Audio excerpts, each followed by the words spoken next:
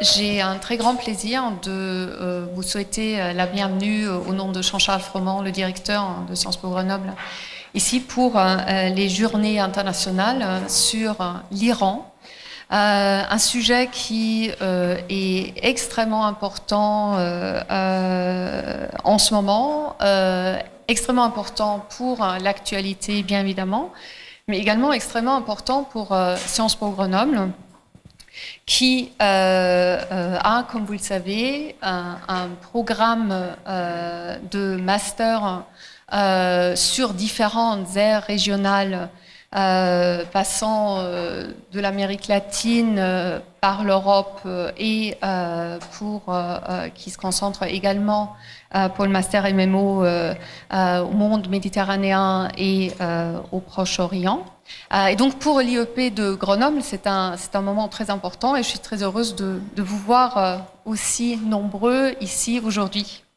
Avant de l'ouvrir, ce colloque qui est très ambitieux par rapport à son programme, qui donc discute des questions sociétales à travers la famille, le rôle et la place des femmes dans la société, que je trouvais personnellement extrêmement important comme sujet abordé, a également un deuxième domaine qui est tout aussi important, qui porte sur les politiques publiques, un des grands points forts de l'IEP de Grenoble, sur lequel nous avons et nous menons des recherches et sur lequel nous avons différents pôles d'enseignement. Donc, et ce que je trouvais particulièrement intéressant dans ce programme, c'est de voir les politiques publiques qu'on attend d'une certaine manière lorsqu'on aborde un sujet comme l'Iran, c'est-à-dire les politiques économiques, les politiques énergétiques, bien évidemment, mais aussi, troisièmement, les politiques écologiques. Et je trouve ça dans un contexte international de COP21 et de négociation des accords de la COP21 vraiment central et très important. Donc je vous félicite. Et cette troisième grande partie que vous allez aborder demain sur la politique ou la géopolitique de l'Iran dans un contexte de voisinage, mais également les relations entre l'Iran et la Russie, me semble extrêmement bien et très bien choisi. Je suppose que en filigrane, mais je ne suis pas sûre, on va voir le sujet abordé des dernières élections américaines et l'influence ou la non-influence de ces élections sur le rôle et la place de l'Iran. Moi, personnellement, je suis particulièrement intéressée par cette question après la fin de l'embargo des États-Unis et de l'Union européenne vis-à-vis de l'Iran. Donc, comment est-ce que l'Iran va se positionner et comment les États-Unis vont se positionner par rapport à cette région. Donc, vous avez un programme ambitieux, vous avez un programme extrêmement intéressant et pertinent, aussi bien d'un point de vue actualité que d'un point de vue recherche et recherche appliquée. Et donc, je vous félicite au nom de Jean-Charles Froment. Il me faut également, et c'est important, remercier toute une série de partenaires qui ont participé au montage du programme, en commençant tout d'abord par l'association du monde arabe de Sciences Po Grenoble, en enchaînant par le CERDAP2, donc le nouveau laboratoire créé et associé à Sciences Po Grenoble, GEM, bien évidemment, la revue Moyen-Orient qui nous a fourni une série d'exemplaires de son dernier numéro sur l'Iran, et je le remercie très chaleureusement. RFI qui est de nouveau, comme la dernière fois, partenaire de ces journées internationales, mais aussi le Centre de documentation de Sciences Po Grenoble qui, à l'occasion de ces journées internationales, a organisé une exposition sur les livres et la documentation sur l'Iran au premier étage. Pour terminer cette liste de remerciements, il faut mentionner le service de relations internationales qui a œuvré et travaillé pour que ces journées internationales s'organisent. Donc particulièrement Sandrine Vernet et Nicole van der Loo, tout comme la DSI qui a mis en place ce système de micro qui enregistre, qui fait tout comme il faut dans ce contexte. Pour terminer, pour ne pas vous garder plus longtemps avec une liste très longue de remerciements et mes réflexions ultra personnelles sur les journées internationales, je termine ici. Je laisse la parole à votre premier intervenant, Bernard Hourcade, qui va me rejoindre ici. Et je vous souhaite, au nom de Jean-Charles Froment et de moi-même, des débats extrêmement animés, un succès de ces journées internationales. Et je félicite encore une fois Jean-Marc Hou pour l'organisation de ces 2 journées, une idée qui est extraordinaire, très importante. Merci beaucoup. Avant de commencer ce colloque, je crois nécessaire d'avouer qu'on est loin, et que je suis loin de bien connaître l'Iran actuel dans ses profondeurs et ses dynamiques. Et par prudence et par honnêteté, je dirais donc que je ne connais pas l'Iran actuel.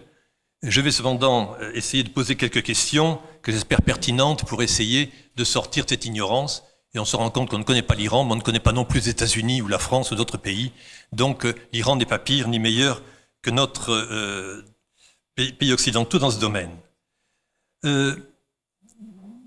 Après avoir passé bien des années à donner une vision aussi rationnelle de l'Iran que possible, je pense pouvoir dire aujourd'hui que l'obstacle le plus difficile à franchir pour que l'Iran redevienne sur la scène internationale un acteur important se trouve dans la stabilité intérieure et dans le problème que représente Cyrus le Grand, le fondateur de l'Empire achéménide. Le fondateur de l'Empire achéménide au 5e siècle avant Jésus-Christ. Non pas que le grand roi mérite pas son titre, ni que sa contribution à l'histoire iranienne et mondiale soit usurpée, mais parce que le mythe de l'Iran, pays de grande civilisation, centre d'un immense empire antique, occulte les dynamiques actuelles, les obstacles nouveaux, et donne surtout aux voisins de l'Iran et à la communauté internationale une image stéréotypée qui ne correspond pas totalement à l'Iran actuel, qui est bien plus complexe. Aujourd'hui, quand un homme politique commence son discours en parlant de l'Iran, grande civilisation, pays de grandes nations, c'est pour mieux démontrer en général ensuite que la réalité actuelle est extrêmement médiocre et fort éloignée des mythes passés. Premier point, donc, cette antiquité de l'Iran. Deuxième point, il faut aussi prendre l'Iran tel qu'il est et comparer l'Iran, par exemple, avec la Belgique. L'Iran a un PNB de 425 milliards de dollars, 78 millions d'habitants. La Belgique, 11 millions d'habitants, a 530 milliards de dollars de PNB. Autrement dit, plus ou moins la même importance. Mais la France exporte pour 31 milliards de dollars par an avec la Belgique et 0,5 milliards actuellement vers l'Iran. Et la plus grande gloire de la France a été d'atteindre une fois 6 milliards de dollars d'exportation. C'est quand même 5 fois moins que vers la Belgique. Donc nous sommes ici pour discuter d'Iran, c'est très bien. L'Iran est un pays important, avec un grand roi, Darius, qui a fait des choses magnifiques au 5e siècle.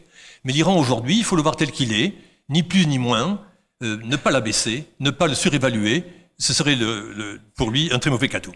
Donc essayons de voir d'abord comment sont les rapports de force aujourd'hui et quel est le nouveau logiciel iranien contemporain. Il faut se rendre à l'évidence, Mohammad Reza Pahlavi, le dernier shah d'Iran, est mort le 16 janvier 2016, il y a quelques mois. Et la République islamique d'Iran, qui a été conçue en 1979, est née pour de bon le 14 juillet 2015. En effet, pendant ces 35 dernières années, le Shah, qui avait son âme, est mort depuis longtemps, mais son fantôme était toujours là. Et le retour de l'Iran, c'était le retour du Shah. On disait, tiens, l'Iran revient. Oui, je me souviens, il y a 45 ans, c'était comme cela. Et ce n'est pas forcément comme cela. Et deuxièmement, la République islamique d'Iran, créée juridiquement il y a en 1979, n'a jamais été reconnue véritablement comme un partenaire sérieux, comme un partenaire crédible, un partenaire de fiabilité. C'était un rogue state, un État voyou. Il a fallu attendre le 14 juillet pour qu'elle soit vraiment reconnue internationalement. On est donc aujourd'hui entré dans une nouvelle phase historique de l'histoire de l'Iran, mais aussi de relations internationales, avec le retrait des États-Unis de la région, la forte présence européenne et des Russes, et l'arrivée des Chinois en embuscade. Et l'Iran est au centre de ces enjeux, était le premier pays victime ou témoin ou acteur de ces changements internationaux au Moyen-Orient. Un accord a été signé le 14 juillet 2015, mais tout reste à faire. Il ne sera pas facile en quelques années de changer 4 décennies de rupture, de crise et surtout d'étalement d'idées fausses et de mythes, de discours peu en rapport avec la réalité. Et c'est là le premier défi iranien, de constater qu'on est en face d'une situation radicalement nouvelle par rapport au passé. L'accord du 14 juillet, le JCPOA, le Joint Common Plan of Action, ou le Barjam, comme on dit en Iran, le plan de concertation pour contrôler l'arrêt du programme nucléaire iranien et lever les sanctions en parallèle, a été une rupture pour la politique intérieure de l'Iran, très importante. C'est une date également. En effet, le guide Ali Khamenei, opposé à toute discussion avec les États-Unis pendant des décennies, a été contraint de discuter avec les États-Unis, ou plutôt s'est senti assez fort peut-être pour discuter avec les Américains et changer une politique pour discuter enfin de façon rationnelle avec les grandes puissances. C'est là le vrai changement politique. Le Shah d'Iran n'a pas réussi à laisser un peu de démocratie qui aurait permis l'élection de 20 députés communistes sur 300 au Parlement iranien. Il aurait peut-être sauvé sa couronne. Khamenei a été plus rusé, plus intelligent ou plus contraint peut-être.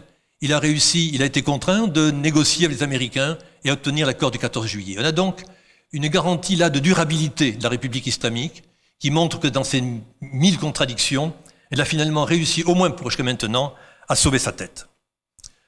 On sort peu à peu de 4 décennies de repli sur soi imposé, mais le challenge qu'il y a aujourd'hui, le défi pour l'Iran, c'est justement de sortir de la tranchée, de prendre le risque d'avancer à découvert. L'Iran, pendant 35 ans, a bien résisté.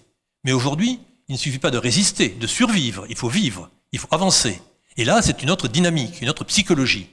Et c'est un défi important pour l'Iran qui a toujours considéré qu'il était encerclé de peuples hostiles et qu'il fallait résister à des événements extérieurs. D'autant plus qu'il faut résister, c'est bien, mais il y a à l'intérieur des forces dynamiques nouvelles, on en parlera tout aujourd'hui. Il y a les femmes iraniennes, sont un acteur nouveau qui n'existait pas il y a 40 ans comme elles sont aujourd'hui, une nouvelle bourgeoisie islamique, issue de la République islamique, et à l'extérieur, un autre acteur majeur, les monarchies pétrolières, qui n'existaient pas il y a 40 ans et qui sont là aujourd'hui. Autrement dit, le paysage est nouveau.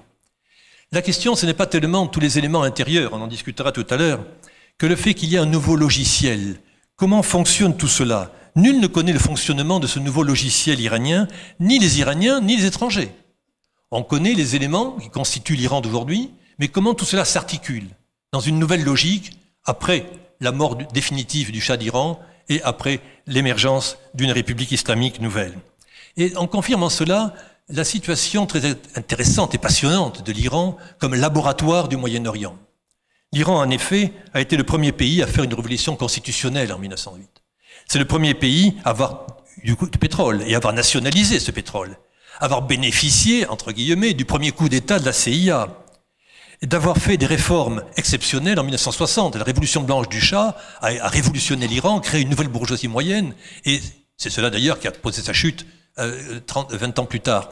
Et la République islamique a été également un premier événement politique, en ayant là, pour la première fois dans un grand pays important et une grande nation, comme on dirait, une expérience de dessin politique qui n'a jamais été faite, même pas au Pakistan, ou en Mauritanie, qui sont, vous le savez, aussi officiellement des républiques islamiques. Autrement dit, on a aujourd'hui avec l'Iran une expérience politique, sociale, culturelle exceptionnelle. C'est un laboratoire que l'on aurait intérêt à regarder.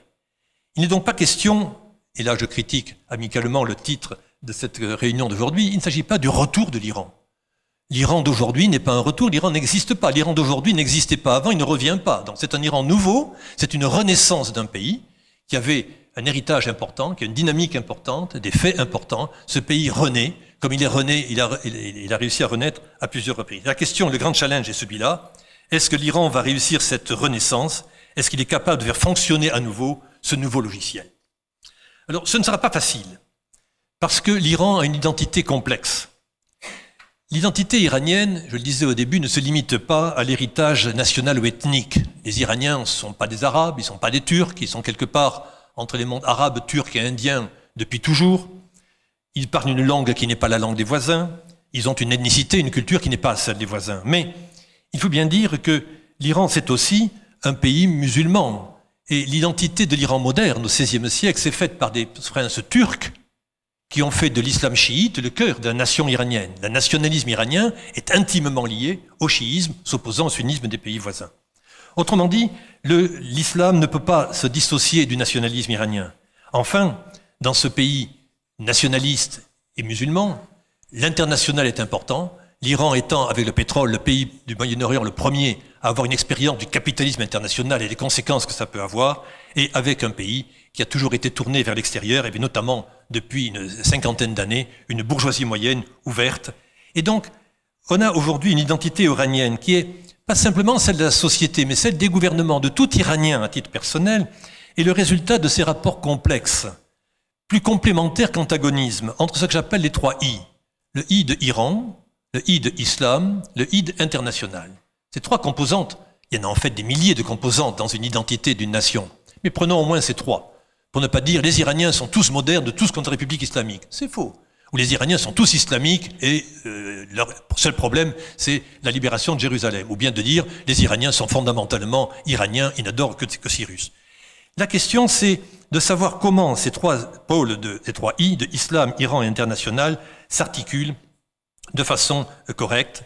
Certains ont essayé d'avancer un critère plutôt qu'à l'autre. Ce qui est original avec Ghatami, le président élu en 1997, c'est d'essayer de trouver un équilibre entre l'identité islamique, l'indépendance nationale de l'Iran et l'ouverture internationale. Il n'a pas réussi. Ahmadinejad est venu ensuite. Aujourd'hui, Rouhani tente à nouveau, avec la modération qui est la sienne officiellement, de pouvoir mettre tout le monde d'accord et de trouver une nouvelle identité en Iran, de faire fonctionner le logiciel iranien, de trouver la clé dans ce software nouveau. On verra bien. Donc, il ne s'agit pas de réduire le nationalisme iranien à un retour à l'Iran pré-islamique. Ceux qui vantent le zoroastrisme, Cyrus, il y a récemment eu des manifestations à Pasargad sur le tombeau de Cyrus, revient Cyrus, revenir au 5e siècle avant Jésus-Christ, je ne sais pas si c'est vraiment l'objectif de la majorité des Iraniens. On oublie en particulier le fait que la guerre Irak-Iran a été un événement majeur de l'histoire contemporaine de l'Iran. La plus longue guerre du XXe siècle, pas tellement beaucoup de morts. 250 000, 300 000 morts. C'est pas beaucoup, entre guillemets, pour 8 ans. Mais cette guerre a fait beaucoup d'anciens combattants. Parce qu'en effet, non seulement l'armée, mais les gardiens de la Révolution, mais surtout des millions de Bassidji, de miliciens, sont allés 3 mois, 6 mois au front et sont revenus comme anciens combattants. Et ces gens-là, militants islamiques convaincus, ont défendu la patrie pendant 8 ans, avec tout ce qu'il y a de bémol et de guillemets à mettre cela. Mais fondamentalement, ils ont marié nationalisme iranien, défense de territoire national, l'armée de Reza Shah a défendu la patrie, et eux ont contribué à cela. Et ça crée aujourd'hui des générations d'anciens combattants, qui avaient 20 ans à l'époque, ils ont 55 ans aujourd'hui, 60 ans. Et ces gens-là, qui ont participé à la naissance de l'Iran moderne, contemporain, ne sont pas uniquement des islamiques, ils sont aussi des nationalistes. Et c'est un élément extrêmement important, parce que pour eux, ce nouveau nationalisme ne se limite pas et ne réduit pas à l'islam pré-islamique, il est aussi tout à fait contemporain. L'islam iranien a connu évidemment une évolution, une histoire très mouvementée. Mais en prenant le pouvoir en 79, le clergé chiite, je dirais plus le clergé chiite que l'islam, a pris le pouvoir grâce à son réseau qui a réussi à contrôler finalement le territoire iranien très rapidement. En quelques semaines, le réseau des mosquées, le réseau des mollahs a pu contrôler le territoire iranien, 2,5 fois la France, 50 millions d'habitants, 55 à l'époque, et a évité la guerre civile. L'Iran, ça n'a pas été la Syrie, ça n'a pas été la Libye. Pourquoi? Parce que le clergé iranien, bien hiérarchisé, a contrôlé le territoire, en exécutant les opposants, en forçant les opposants à l'exil, en imposant sa façon de faire, et il avait les moyens de le faire parce qu'il disposait d'un réseau. Mais ils ont évité la guerre civile. Il n'y a pas eu 300 000 morts de guerre civile en Iran. Et de ce point de vue-là, c'est quelque chose d'intéressant. C'est plus le clergé iranien qui dirige l'Iran que l'islam chiite, peut-être. On y reviendra. Et donc, on le sait bien, pour trouver sa place dans le monde musulman, qui est un facteur nouveau de l'identité iranienne, les religieux iraniens ont donné à Israël une place surévaluée, en disant, quand vous êtes minoritaire chiite dans le monde musulman, 90% de chiites, de sunnites, qu'est-ce que vous faites si vous voulez être reconnu? Le meilleur passeport, c'est un passeport israélien, de dire « je vais libérer Jérusalem ». Que j'y crois, que je n'y crois pas, peu importe. C'est un excellent argument politique et médiatique et populaire pour se faire reconnaître dans le monde musulman. Et donc, désormais, les Iraniens disaient au monde musulman je suis iranien, je suis chiite, etc. Mais reconnaissez que, grâce à moi, les Palestiniens auront un État rapidement, alors que vous, sunnites arabes, n'avez pas réussi à le faire pendant 50 ans.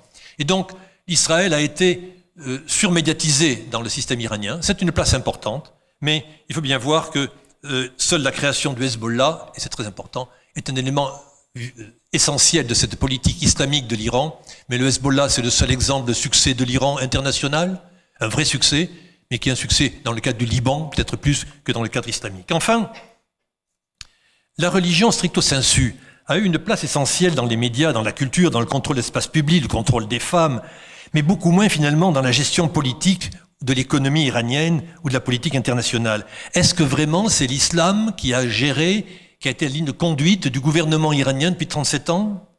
Est-ce qu'au contraire la politique banale n'aurait pas fait échouer les idées islamiques? Israël, que je sache, est toujours là et les Palestiniens n'ont pas de territoire indépendant, donc pour prendre qu'un exemple. De fait, le clergé iranien est au monde, le clergé, le groupe social, le groupe religieux, qui a la meilleure expérience politique qui soit. Jamais les cardinaux du Vatican n'ont une telle expérience. Les mollahs iraniens ont réussi, avec toutes les qualités qu'on leur connaît, à gérer pas si mal que ça la résistance iranienne pendant 37 ans et faire que ce pays était capable, au bout de 37 ans, de signer un accord exceptionnel avec les grandes puissances du monde. Autrement dit, ils ont réussi quelque part. Et ceci, on ne peut pas en faire le rayon trait de plume. Mais ce qui est important, c'est qu'ils ont réussi à garder le pouvoir et à relever le défi de l'islam politique. On va voir ce que ça signifie ensuite. Autrement dit, dernier élément de l'identité iranienne, la composante internationale. C'est celle qui a été le plus malmenée. Parce que la révolution 79 a été une alliance des nationalistes, des intellectuels de gauche anti-impérialistes schématiquement et des religieux opposés à la présence américaine un peu trop lourde dans le pays et à une ouverture, une dépendance iranienne. Cette composante a été malmenée. Cependant, il faut bien dire que les Iraniens et le gouvernement iranien a, pendant ces dernières années, vraiment malmené cette dimension internationale. En effet, aujourd'hui, Téhéran est un village de 13 millions d'habitants, mais c'est un village. Et la capitale de l'Iran, c'est Dubaï, un petit port ex-iranien à quelques encablures au sud de l'Iran. Dubaï qui n'existait pas en 72, qui est devenue la capitale de l'Iran d'aujourd'hui. Et je ne parle pas des monarchies pétrolières. Autrement dit, en voulant s'opposer aux États-Unis de façon idéologique, en se bloquant du reste du monde et en ne trouvant pas vraiment les moyens de son indépendance, la République islamique a mis de côté son propre développement et a raté le coche. L'Iran a raté le coche de la mondialisation et c'est extrêmement grave pour le pays, qui a donné au contraire l'occasion aux monarchies pétrolières qui n'existaient pas de vivre leurs 30 glorieuses avec le succès que l'on connaît. Et donc, à côté, la société iranienne, et ça qui est intéressant, les Iraniens, c'est très divers. C'est une population aussi, une bourgeoisie moyenne qui a fait la révolution de 79 et qui se trouve malmenée, surtout les femmes en particulier. Mais ils ont continué à se citadiniser, d'aller à l'université, d'aller en ville, de s'ouvrir autant qu'ils le pouvaient, malgré la répression, etc. Et donc il y a en Iran finalement, malgré les obligations de quitter le pays, il y a en Iran le maintien pas simplement d'une petite braise internationale, mais d'un feu actif, y compris dans les élites de la République islamique, pour dire qu'il faut normaliser les relations avec l'extérieur. Et c'est ainsi que les choses sont passées plus ou moins, et que les Iraniens sont excellents en mathématiques, mais hélas, 75% des meilleurs étudiants iraniens en mathématiques et en physique sortent de l'Iran. Le meilleur exemple dramatique est le prix Nobel, la médaille Fields de mathématiques donnée à Myriam Zahrani, qui a fait son master en Iran, son doctorat à Harvard et son prix Nobel, médaille Fields à Stanford. C'est une catastrophe pour l'Iran que les 3/4 de ces scientifiques doivent quitter le pays. Mais malgré tout, l'économie iranienne a bien résisté. Mais cela dit, que pèse l'Iran au niveau international. Donc on a ici pour l'instant un Iran qui a été affaibli, qui a transformé son nationalisme, où l'islam a trouvé une nouvelle façon de faire, et l'Iran a réussi finalement, malgré tout, à maintenir son statut de puissance importante. À cause du gouvernement, peut-être, il a réussi, les islamiques et les mollahs ont réussi à maintenir la barque, malgré la répression, etc. Et sa société qui a réussi à imposer aux mollahs de ne pas faire n'importe quoi. Je me souviens d'un ami iranien, très proche de la République islamique, à qui quelqu'un disait « Je déteste Téhéran, j'ai horreur de Téhéran, c'est une ville épouvantable, etc. » L'autre dit « Non, non, non, détrompe-toi. S'il n'y avait pas eu Téhéran, avec la bourgeoisie moyenne de Téhéran faite par le Shah dans les années 60, assez forte, assez nombreuse, les religieux qui prennent le pouvoir en 79, ça aurait été comme les talibans aujourd'hui à Kaboul. On était en 1980-81 à ce moment-là. Mais c'est parce que justement, il y a à Téhéran une bourgeoisie moyenne ouverte à l'international, une bourgeoisie nationaliste, une bourgeoisie musulmane aussi, une élite nouvelle, mais qui n'est pas qu'une élite qui est vraiment enracinée dans la population, parce qu'il y a cette population-là, les Mollahs n'ont pas pu faire tout ce qu'ils ont voulu. Autrement, dans le fond, ils auraient fait la même chose que les talibans s'ils avaient pu le faire. Les malheureux Afghans n'ont pas une bourgeoisie moyenne assez forte, et donc ils ont dû subir les talibans avec tout ce que ça suppose, et même chose dans d'autres pays du monde musulman. Autrement dit, un bilan qui doit être nuancé quand on voit tout cela. Alors, quel est le défi aujourd'hui? Le principal défi, c'est de trouver donc un équilibre entre ces trois I de Iran, Islam et international pour assurer la stabilité du régime, la stabilité de l'Iran, pas simplement du régime. Et les Iraniens aujourd'hui connaissent le prix exorbitant d'une révolution. Tout le monde sait le prix qu'il faut payer. Et sachant ce qui se passe en Syrie, ce qui se passe en Irak, ce qui se passe au Yémen, ce qui se passe en Égypte ou en Tunisie, même sans parler de la Libye, il y a aujourd'hui en Iran une tendance à s'en sortir. Pour le clergé islamique, c'est un défi. En effet, depuis quelques années, voyant que la porte va s'ouvrir, que l'ouverture est là, à l'ordre du jour, les gens qui ont peur de cette ouverture à l'intérieur du système sont de plus en plus répressifs. Et la répression en matière de droits de l'homme, en matière d'ouverture, est la pire. Non pas de ceux qui sont franchement opposés au régime islamique, non.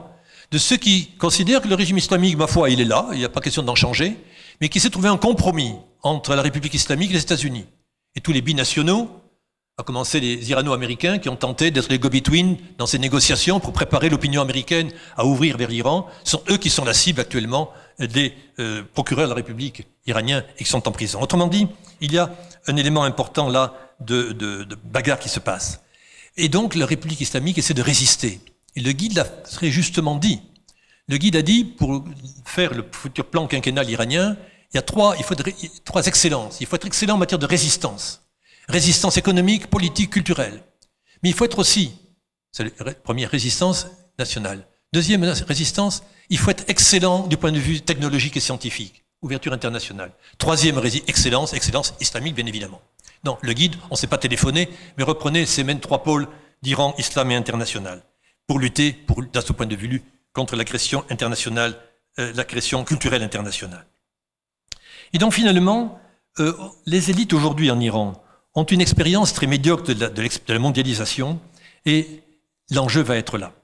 En effet, le principal enjeu, le principal défi du point de vue politique intérieur de l'Iran, c'est la création d'une nouvelle élite, d'une nouvelle bourgeoisie moyenne, qui ne soit pas simplement la bourgeoisie moyenne héritée du Shah, celle-là a disparu, elle est partie en exil, mais la bourgeoisie moyenne islamique, ou plutôt qui est issue de la République islamique. Je parle des anciens combattants dont je parlais tout à l'heure, des fils de religieux, qui sont aujourd'hui aux affaires. Je suis un ancien combattant de la Révolution, ancien général gardien de la Révolution, j'ai quitté l'armée, j'ai un doctorat maintenant, j'ai réussi à avoir, et je suis businessman. J'ai 50 ans, 60 ans, je suis PDG d'entreprise, ou je suis ambassadeur, je suis ministre. Tous ces gens-là contrôlent le système. Ils ont vu l'expérience. Ils ont constaté que la capitale de l'Iran, c'était Dubaï. Et que l'Iran dont ils rêvent, l'Iran puissant, l'Iran de Cyrus, ou l'Iran du Shah, peu importe, mais ils veulent le récupérer pour eux-mêmes et faire de l'Iran une grande puissance. C'est le rêve qu'ils avaient quand ils avaient 20 ans. Et il y a à côté, évidemment, une autre bourgeoisie qui est celle qui est beaucoup plus internationale, qui est toujours là, qui résiste, qui n'est pas d'accord avec la République islamique, mais qui dit qu'aujourd'hui, il n'y a pas le choix. Les Mollahs ont gagné finalement. Donc, si on veut éviter la guerre civile, si on veut avancer, il faut faire un deal avec la bourgeoisie islamique. Donc la question est de savoir, le défi iranien aujourd'hui, c'est de savoir si on va trouver un nouveau logiciel qui permette à la bourgeoisie, qui a le pouvoir aujourd'hui, qui tient le régime islamique, qui ont plus de 50 ans, qui ont tous les postes de décision, de se marier avec ceux qui ont essayé de résister et qui sont beaucoup plus ouverts internationalement. Entre les deux, il y a un fossé culturel immense.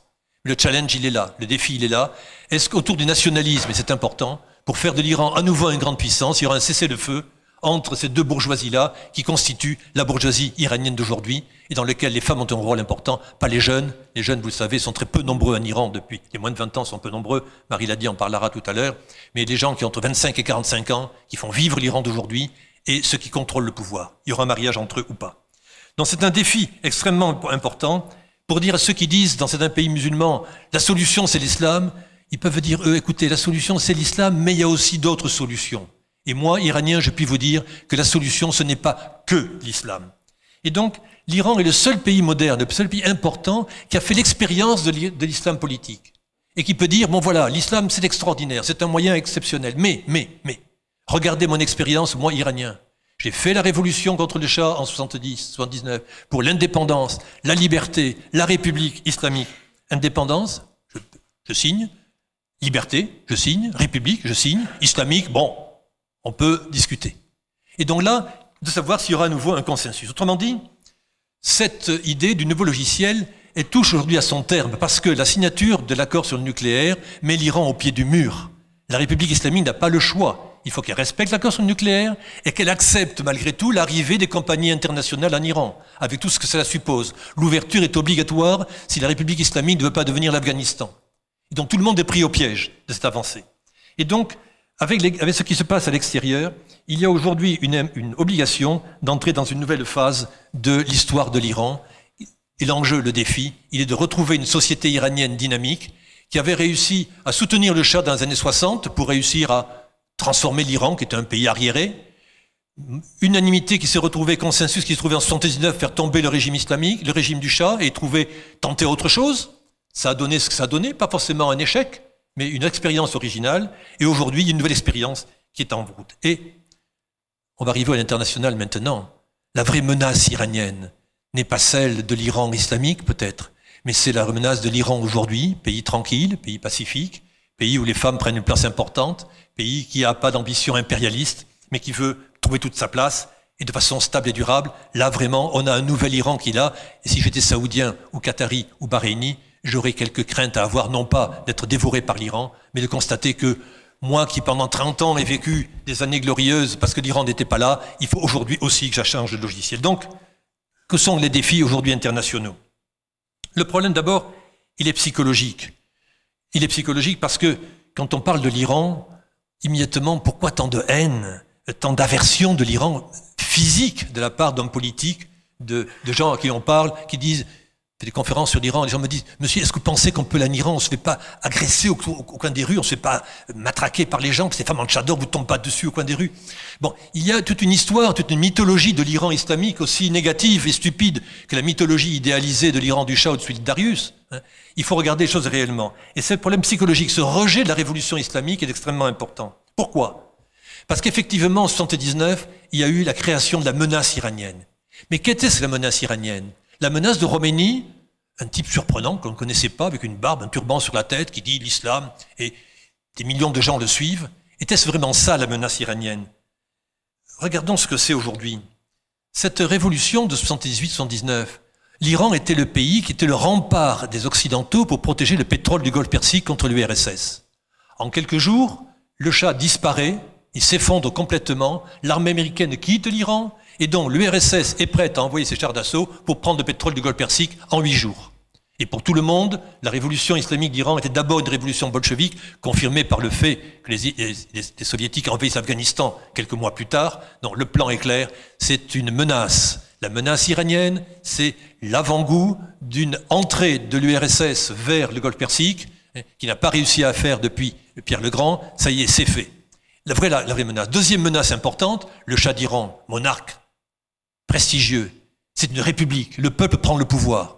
C'est inacceptable, moi qui suis dictateur d'Irak, au roi d'Arabie Saoudite. Une menace politique fondamentale. Il y a une menace internationale bolchevique, je dirais, une menace démocratique. Et troisièmement, c'est mené par des gens que l'on ne connaît pas, des religieux chiites, des mollahs. On ne sait pas ce que c'est, on ne sait pas comment ça marche. Ils ont une culture très différente et on craint ce que ça peut donner. Autrement dit, la menace iranienne est forgée, et depuis on en reste là, en ne regardant que le décor essentiellement, le décor de cette époque-là, qui est l'islam des mollahs, qui, ma foi, ont bien réussi avec tout cela. Et malgré la chute du mur de Berlin, on garde cet image de l'Iran, et tous les hommes politiques, d'Israël à Paris, aux États-Unis, gardent cette image absolument négative de l'Iran, qui n'est pas un ange pur, bien évidemment, mais quand on fait de la politique, il faut être rationnel. Et donc, d'avoir diabolisé l'Iran fait qu'aujourd'hui, on est pris à son propre jeu. Les États-Unis ont signé un accord avec l'Iran et M. Trump a décidé de déchirer cet accord, puisque c'est pas possible de signer un accord avec un rogue state, un État voyou, un État terroriste, etc., etc. Autrement dit, il y a actuellement une impossibilité, une situation schizophrénique pour nos diplomates, de devoir s'ouvrir et de faire des accords avec un Iran que physiquement, je dirais psychologiquement, ils détestent. Autrement dit, il y a une difficulté énorme qui fait que l'ouverture de l'Iran, le défi de l'Iran, n'est pas tellement aujourd'hui, au point de vue international, la capacité de l'Iran à contrôler son nucléaire. Ça c'est fait, ils ont intérêt à le faire pour 10 ans au moins, après on verra bien. Mais c'est le fait qu'aux États-Unis, il est très difficile d'ouvrir la porte à l'Iran. Et donc, l'Office américain du contrôle d'échange, l'OFAC, qui contrôle, c'est le Bercy iranien qui contrôle l'échange, l'OFAC américain, qui contrôle l'économie iranienne depuis 1979, sont habitués à l'embargo iranien. Ils connaissent parfaitement la moindre PME iranienne. Et savent très bien qu'aujourd'hui, dans cette PME, qui veut aujourd'hui faire un accord avec un sous-traitant de chez Renault qui va produire 300 000 ou 1 million de rétroviseurs en Iran, mais attention, il y a comme 45e partenaire de cette entreprise-là, un ancien gardien de la Révolution qui en 86 était au Liban dans le Hezbollah. Et donc vous ne pouvez pas faire un accord avec cette entreprise parce qu'il y a dans son conseil d'administration un ancien gardien de la Révolution qui en 86 était au Liban. Alors vous pouvez vous lancer, vous avez une autorisation, mais sachez que dans 2-3 ans, vous pourrez avoir une sanction américaine qui vous tombera sur le dos. Autrement dit, je caricature évidemment là, mais de façon générale, les États-Unis ne sont pas en situation de pouvoir tout de suite comme cela passer par pertes et profits 35 ans de guerre froide avec l'Iran. En Iran, les choses ont beaucoup plus avancé parce que l'Iran a eu l'expérience de la difficulté. Aux États-Unis, l'Iran c'est loin. En Iran, les États-Unis c'est très près. Autrement dit, il y a cette dissymétrie entre le fait que les pays occidentaux se bloquent, n'avancent pas, et on voit les gens du Quai d'Orsay d'un côté faire de beaux discours, on voit les entreprises à qui on dit allez-y, allez en Iran, et entre nous, pratiquement, on n'accepte pas que l'Iran revienne sur la scène internationale. L'argument, il est surtout politique, avec ce qui se passe en Syrie ou au Yémen. En effet, on signale toujours que l'Iran est un pays impérialiste. On parle de l'empire iranien. Désolé, l'Iran n'était pas un empire. Depuis le XVIe siècle, l'Iran est un État qui a des zones tampons autour. La Mésopotamie occidentale, la province de Hérat, le Golfe Persique, la Transcaucasie, zone tampon pour la sécurité de l'Iran. L'Iran n'est pas un empire. C'est un royaume multiethnique comme la France. L'empire iranien, ça remonte à très longtemps. Et l'Iran contemporain n'a aucune expérience impérialiste. Les Iraniens n'ont jamais été capables de coloniser notre territoire, de s'exporter et d'implanter des colons à l'extérieur. Ce n'est pas la nature iranienne. L'Iran, au contraire, a un pays qui a été hyper nationaliste. Pourquoi ? L'Iran a été, depuis Alexandre, puis les Arabes, puis les Turcs, puis les Mongols, puis les Américains et les Français, ou je ne sais qui d'autre, a été envahi par des puissances étrangères et donc a défendu son territoire. Et l'Iran est paranoïaque de ce point de vue-là. L'Iran est un pays hyper nationaliste et non pas impérialiste. Mais on va sortir Darius. C'est pour cela que je disais tout à l'heure en commençant que Darius est un danger pour l'Iran, non pas en soi, paix à son âme, et à pas Sargade, et à l'image qu'il a donnée. Mais on instrumentalise l'empire achéménide du 5e siècle avant Jésus-Christ pour dire l'Iran fondamentalement est un pays impérialiste par nature. Et désolé, mais en faisant un peu d'histoire de sciences politiques, on se rend compte que depuis le XVIe siècle, l'État iranien moderne n'a rien d'un pays impérialiste. Il échoue lamentablement. Et on sait aujourd'hui que l'armée iranienne est incapable d'avoir une action militaire de plus de 8 ou 10 jours à l'extérieur de ses frontières. Elle n'est pas capable de le faire, physiquement. Autrement dit, le problème est de savoir comment l'Iran, aujourd'hui, défi iranien, de pouvoir sortir de cet ostracisme qui lui a été imposé. Ça, c'est global. Mais concrètement, le défi d'aujourd'hui, mais le défi de l'Iran, c'est de faire face aux monarchies pétrolières. Parce que pendant que l'Iran était une menace qui allait amener l'URSS à prendre le pétrole du Golfe Persique et semer la République dans tout le Moyen-Orient, la démocratie, avec le système islamique, on a donc soutenu, en France notamment, mais aux États-Unis et partout, le bon pays musulman conservateur s'il en est, l'Arabie Saoudite, qui a donc été chargé par nous autres, avec notre appui, avec notre aide, depuis 30 ans, nous, je veux dire tous les pays occidentaux, de faire un contre-feu à l'Iran menace, qui est à la fois bolchevique, républicain et islamique. Et dont le bon islam conservateur et pro-occidental s'est développé dans le monde entier, on le connaît, et on connaît les résultats, je n'épiloguerai pas sur la question. Mais aujourd'hui, l'Arabie Saoudite, avec un budget militaire 10 fois supérieur à celui de l'Iran depuis 30 ans, a une capacité militaire, d'influence politique, d'influence économique exceptionnelle. On m'a dit même que le Qatar avait acheté le PSG ou le Printemps, mais c'est faux ça, c'est pas vrai. Bon. Donc on a actuellement un vrai problème. Et l'Iran se trouve effectivement, en constatant qu'il a raté le coche, qu'il a raté la mondialisation, et se trouve face aux monarchies pétrolières. Alors on écoute bien à la radio souvent, c'est les sunnites contre les chiites. Qu'est-ce que c'est cette histoire-là? Ça fait 1400 ans que sunnites et chiites se détestent, c'est pas un phénomène nouveau. Donc dire que qu'on explique la Seconde Guerre mondiale, Hitler, par le fait que depuis le partage de l'Empire carolingien, par les petits-fils de Charlemagne, il y a d'un côté les Germains et les Francs, qui se sont fait la guerre pendant 1000 ans. Et donc on explique la Seconde Guerre mondiale par le partage de l'Empire carolingien au traité de Verdun, au 8e siècle. C'est un peu juste comme analyse politique. Ou bien on dit, c'est des Persans et c'est des Arabes. Désolé, les Persans sont là depuis 5000 ans, et les Arabes aussi, et ils s'aiment pas beaucoup, mais ils n'ont jamais fait la guerre. Il n'y a jamais eu de guerre entre les Arabes et les Persans. Et l'islam a été bien accueilli en Iran au 7e siècle globalement. Donc le problème n'est pas là, il n'est pas ethnique, il n'est pas religieux. Il est que pour la première fois, il y a deux objets politiques qui n'existaient pas il y a 40 ans. La République islamique d'Iran, qui a fait l'expérience de l'islam politique avec tous les bémols qu'il faut, mais qui a réussi finalement à survivre, et qui a réussi à signer l'accord du 14 juillet, et donc de naître, de reconnu par les grandes puissances. Et de l'autre côté, des puissances qui n'existent pas, qui sont fondées sur le sable, par l'absence de l'Iran, qui ont été soutenues par les Occidentaux, et qui ont peur maintenant du grand Iran, avec 80 millions d'habitants, avec une expérience politique exceptionnelle. Et là, il y a un vrai danger. Le danger, c'est pas les fusées iraniennes, les bombes atomiques iraniennes qui sont virtuelles, c'est le modèle peut-être iranien, le modèle des femmes iraniennes. Vous imaginez les femmes iraniennes, le modèle des femmes iraniennes débarquant à Jeddah ou à Riyad. Ça, c'est une vraie révolution, un vrai danger réel. Et donc, si on veut analyser aujourd'hui, je terminerai par là, le rapport de force qu'il y a aujourd'hui, le défi international de l'Iran, sachant que d'une façon ou d'une autre, les pays occidentaux vont aller vers l'Iran, le business va reprendre, les choses vont normaliser. Mais le problème, c'est que l'opposition entre l'Iran et l'Arabie saoudite, pour faire bref, a généré des guerres à l'extérieur, l'Arabie saoudite voulant immédiatement encercler l'Iran, normalement, comme au bon vieux temps. Et donc de prendre le pouvoir à Damas et à Bagdad, puisque des révolutions faisaient, avec notre assentiment, pour éviter que l'Iran bolchevique, n'est-ce pas, et républicain ne prenne le pouvoir à Damas ou à Bagdad, on envoie les djihadistes à Damas et à Bagdad. Et ma foi, ils font de très bon boulot. Ils réussissent à prendre Raqqa et Mossoul, c'est pas mal fait. Et dès qu'il y a deux passedards iraniens qui arrivent, on dit attention, regardez l'influence iranienne en Syrie, à Damas et à Bagdad. Oui, mais comparez les forces iraniennes efficaces aux forces saoudiennes, qataries, koweïti ou autres qui se retournent contre leur maître aujourd'hui, mais qui tiennent le terrain dans ces régions-là. Autrement dit, on a des guerres dans tout le Moyen-Orient. Ces guerres, nous les avons en France aussi, avec le terrorisme, parce que nous intervenons dans cette guerre. Et la question se pose, comment faire en sorte que ces deux pays coexistent? Nous avons en effet non pas un axe chiite et un axe sunnite, mais de Kaboul, Téhéran, Bagdad, Damas, Beyrouth. Ce sont des républiques, entre guillemets, mais des républiques, avec des sociétés civiles qui existent. L'Afghanistan est un peu à part. De vraies sociétés complexes. Ce sont des républiques. En face, de Oman à Amman, vous avez des monarchies. C'est deux systèmes radicalement différents. Donc l'opposition n'est pas sunnite chiite, n'est pas arabe persan, c'est deux modèles politiques hérités de 35 ans de république islamique et de construction des monarchies pétrolières qui sont face à face et qui sur 1000 critères, et le 999e et le 1000e sont les facteurs ethniques et religieux, 1000 critères qui divergent. Autrement dit, aujourd'hui, comment relever tous ces défis? Eh bien, le défi, comment trouver un Yalta? Comment faire que les choses se passent? Comment en Iran, les deux bourgeoisies pourront se marier? C'est peut-être pas en plaidant les droits de l'homme, en arrivant, j'exige qu'il n'y ait pas de respect des droits de l'homme en Iran. C'est pas possible. Soyons réalistes. Il faudra avancer. Et pour cela, il faut être pragmatique. Les mollahs sont pragmatistes. Ils résistent à la pression. La seule pression, c'est l'ouverture économique. C'est pas les entreprises. Faire du business, c'est cachère, je dirais. Une entreprise va en Iran. Il y a 300 Français en Iran. 300. Zéro. Les Iraniens n'ont aucune expérience internationale, sauf qu'une bourgeoisie limitée.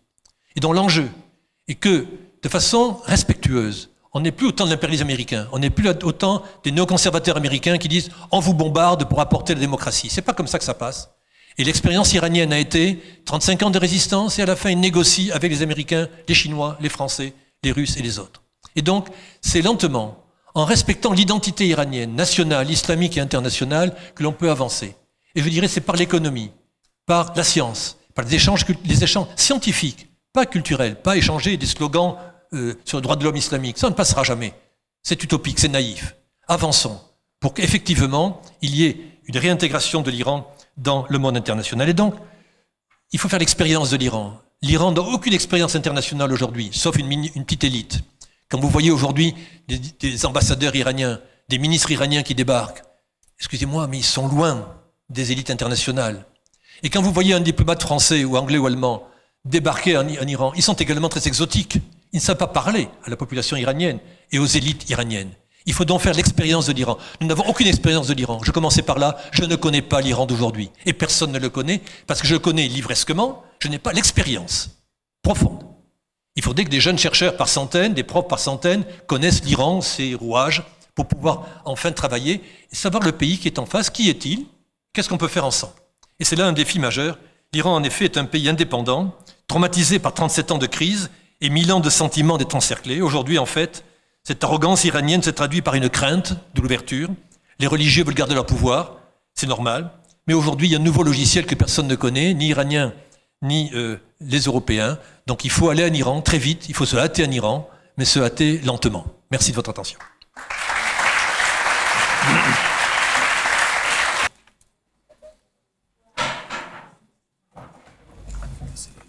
Bonjour à toutes et à tous.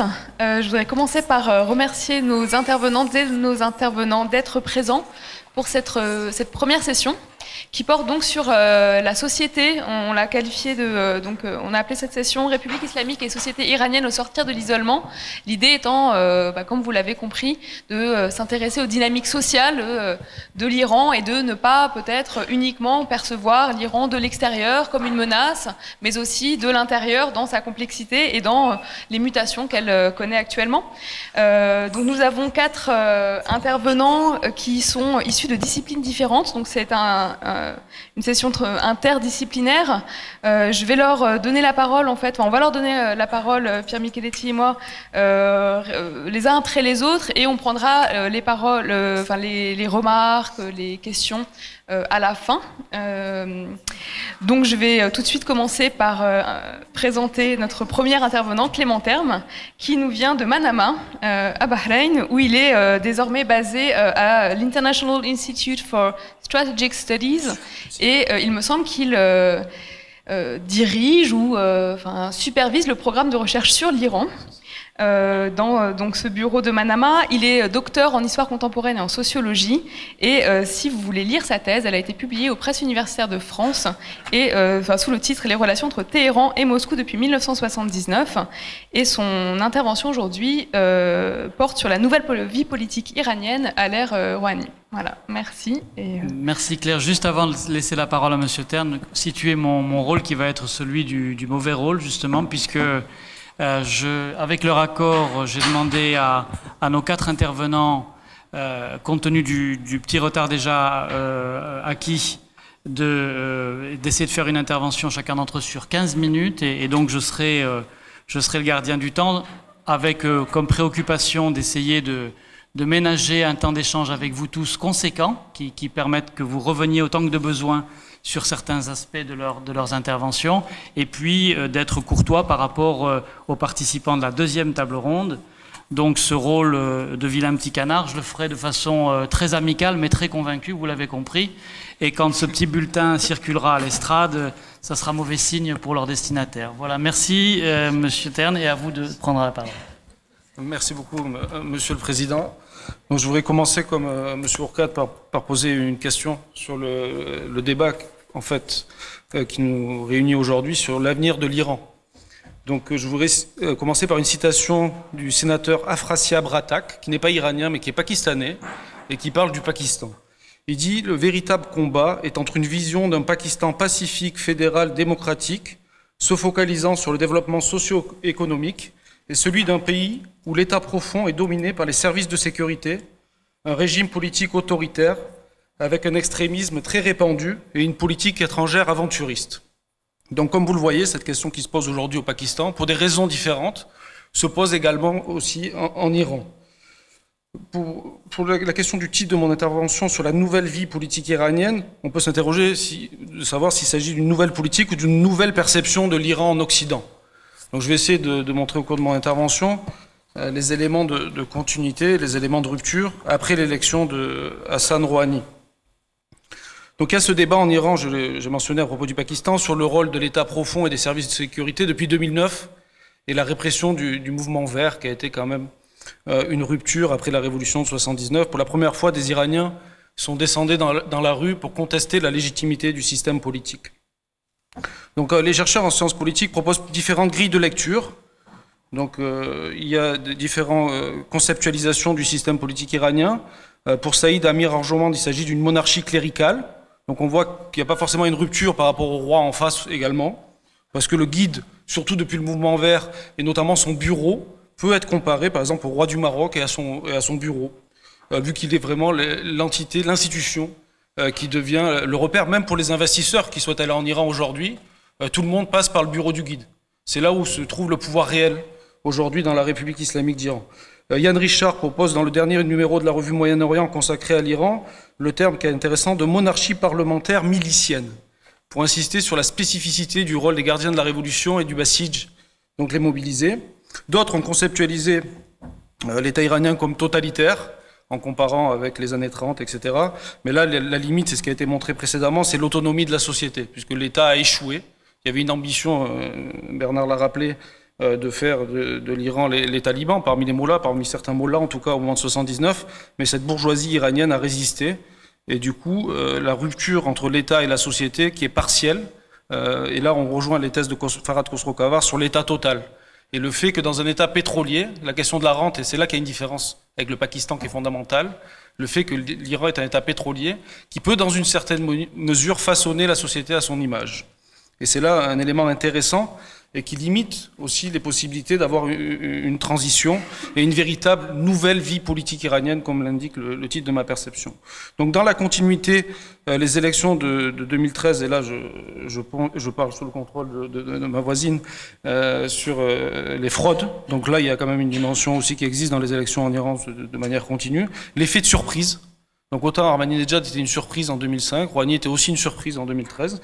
Ça permet d'éviter l'aspect non démocratique du régime et de mobiliser la population. Moi, j'appelle l'État iranien une théocratie participative, théocratie pétrolière participative. Parce qu'il y a la distribution de la rente pétrolière, qui est un élément de mobilisation des miliciens, des clientèles, etc. Et la volonté, à la différence par exemple d'un roi, et là je rejoins Bernard, de faire participer la population. Donc ça, c'est un élément important. Donc quand on n'a pas de démocratie véritable, on a un élément de surprise pour mobiliser la population. Et ce qui est important, ce qui compte dans les élections en Iran, c'est le taux de participation.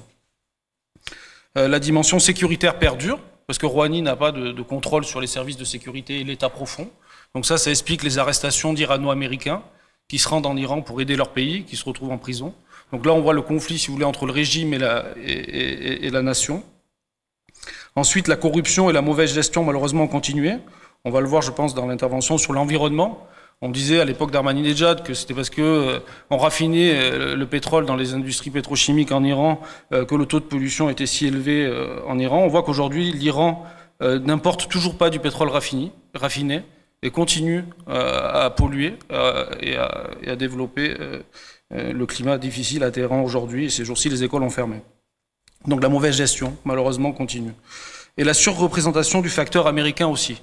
Alors là, contrairement aux idées reçues, le dialogue direct a commencé à l'époque de W. Bush en Irak. Parce que la guerre d'Irak a été vraiment un changement important dans les relations irano-américaines, puisque les deux pays sont devenus voisins en quelque sorte.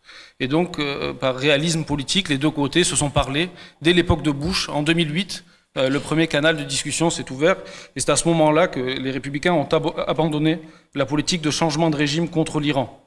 Donc on voit aujourd'hui les gens qui ont peur avec l'élection de Trump, ceux qui défendent une vision apaisée des relations avec l'Iran aux États-Unis, insistent sur cette dimension irakienne et le fait que les États-Unis et l'Iran ont des intérêts convergents en Irak. On le voit aujourd'hui dans la guerre contre l'État islamique. Et ça c'est très important pour comprendre le premier point que j'ai mentionné, la nouvelle perception de l'Iran en Occident. Donc c'est bien l'émergence de Daesh qui a mis fin à la perception occidentale d'une menace prioritaire de l'Iran. Par contre, pourquoi il n'y a pas de normalisation? C'est que les alliés de l'Occident dans la région continuent à percevoir l'Iran comme la principale menace. Qu'il s'agisse d'Israël ou des pétromonarchies du Golfe, il n'y a pas eu ce changement de perception. Donc là, c'est un des défis pour le nouveau président américain.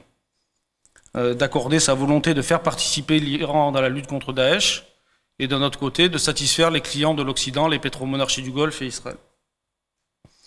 Ensuite, le rôle des élections est toujours d'arbitrer les conflits au sein des élites politiques, donc ça n'a pas changé. En 2009, beaucoup de chercheurs, y compris moi-même, croyaient que le régime avait perdu sa capacité à intégrer les différences à l'intérieur du système politique en excluant les réformistes autour de Mir Hussein Mousavi et Mehdi Karoubi. En fait, l'élection de Rouhani a prouvé que le système avait encore cette capacité à intégrer les différences plutôt que de les rejeter à l'extérieur et de menacer sa survie. Ce qui a changé, c'est le nouvel équilibre des forces à l'intérieur du système. Dans les années 90, on parlait de l'opposition entre réformateurs et conservateurs. Donc c'était déjà une division qui était contestable, parce que sur le plan économique, on retrouvait des libéraux et des étatistes des deux côtés. Donc c'était pas la différence se faisait plutôt sur le rôle de la société civile qu'on appelait déjà islamique, la participation plus grande de la population ou une théocratie plus répressive, où la légitimité proviendrait exclusivement de Dieu. Donc là, il y a un nouvel équilibre des forces aujourd'hui entre ceux qui souhaitent l'ouverture, l'intégration de l'Iran dans la globalisation économique. Je dirais que cela, le président Rouhani en fait partie et un des principaux dirigeants du régime, l'ayatollah Rafsanjani également, pense qu'on peut avoir de l'argent, c'est-à-dire l'argent de l'Occident, du capitalisme mondialisé, sans changer sa nature. Donc l'idée, c'est un peu à l'image de ce que fait la Chine, donc ça c'est l'idée du régime, de profiter de l'ouverture économique pour s'enrichir et enrichir une partie de la population, mais sans rien changer. Donc eux pensent que c'est possible, alors que le guide suprême et d'autres éléments au sein du système pensent que c'est pas possible, que c'est la boîte de Pandore. À partir du moment où on va faire du commerce avec l'Occident, et c'est d'ailleurs le pari d'Obama, du président Obama en signant l'accord, c'est de dire, au lieu de faire des sanctions pour créer des disputes à l'intérieur du système iranien, on va coopérer avec l'Iran pour faire une récompense à ceux qui coopèrent et veulent acquérir les meilleures technologies, puisque l'Iran, en tant qu'État pétrolier, a intérêt à s'entendre avec l'Occident, sur le plan économique. Donc aujourd'hui, c'est la logique économique qui l'a emporté, mais à la veille des élections de 2017, même si on peut faire aucune prédiction en Iran, je pense que le débat, c'est vraiment ce que j'ai dit tout à l'heure, sur priorité au développement économique ou priorité au tout sécuritaire. Donc là, c'est vraiment le défi. Et l'autre point, je terminerai j'ai encore 5 minutes. Donc je vais développer un peu le dernier point, c'est en fait le fait que le guide suprême est aujourd'hui très âgé, et tous les analystes politiques pensent qu'un changement au niveau du guide pourrait provoquer un changement important et une étincelle, si vous voulez, qui permettrait à la population, en tout cas à la partie de la population qui souhaite le changement, de voir la réalisation de ses aspirations. Je pense que le problème est plus compliqué que cela, puisque en fait on assiste à un duo depuis les années 90 et la mort du fondateur, l'ayatollah Khomeini, entre l'ayatollah Rafsanjani et le guide suprême Ali Khamenei. Et peu de chercheurs en fait mentionnent le fait que l'ayatollah Rafsanjani est plus âgé que le guide suprême Ali Khamenei. Donc en fait c'est la fin de ce duo qui menace l'équilibre politique, comme la fin de Khomeini a menacé l'édifice à un moment donné, à la fin de la guerre, et a permis, si vous voulez, le premier aggiornamento révolutionnaire après 79, à la fin des années 80, qui a coïncidé à la fin de la guerre froide. Donc aujourd'hui, on voit que l'Iran aussi bénéficie, et ça c'est aussi un autre changement, et je conclurai là-dessus, d'un nouveau contexte régional. Donc c'est vrai que à l'époque des années 2000, après le 11 septembre 2001, il y avait cette idée que en faisant la guerre aux pays voisins de l'Iran, notamment l'Afghanistan et l'Irak, on pourrait à terme substituer par exemple les importations de pétrolières d'Iran par le développement du secteur pétrolier en Irak. Donc contrairement à ce qu'on a dit à l'époque, le pétrole était très important. On a vu d'ailleurs en 2012 la courbe des productions pétrolières irakiennes et iraniennes se croiser, l'Irak passant devant l'Iran. Ça a échoué cette stratégie, parce que l'Iran a résisté. Et donc aujourd'hui, on est face au challenge, si vous voulez, d'intégrer l'Iran dans son environnement régional, qui le rejette. Parce que l'Iran est perçu par ses voisins, notamment les pétromonarchies du Golfe, et Israël comme un État contestataire qui remet en cause, si vous voulez, l'autorité des régimes sur leur population. Donc comme un partisan du changement de régime lui aussi. C'est pas de l'impérialisme, mais c'est simplement que l'Iran ne peut pas être compris qu'à travers le prisme de la théorie réaliste des relations internationales. Il faut aussi prendre la question de la dimension révolutionnaire. Et donc ça, je pense que les gardiens de la révolution en sont l'émanation. Et donc la normalisation ne sera possible que quand il y aura une normalisation à l'intérieur de l'Iran, et là on pourra parler d'une nouvelle vie politique iranienne, quand il y aura un contrôle politique sur les services de sécurité. Je vous remercie.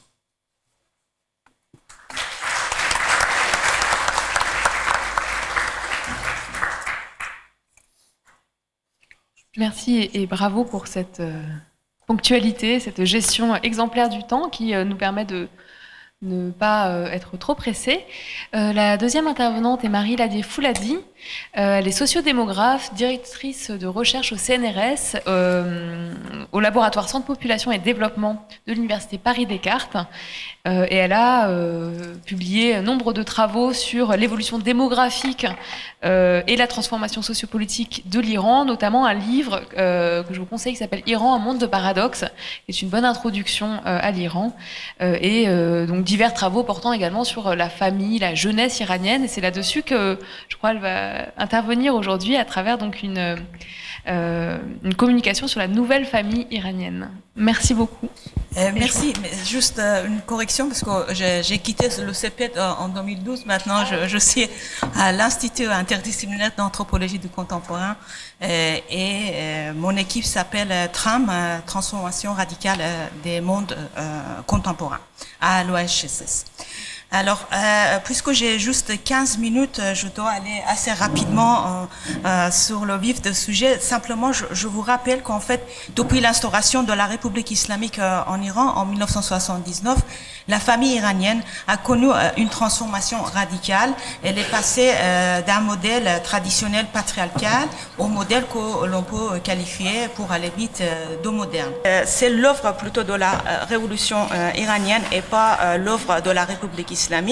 Et pour bien rendre compte de cette transformation, je vais rappeler très rapidement toutes les mesures politiques prises par les dirigeants islamites dès le lendemain de la révolution en Iran en matière de la famille.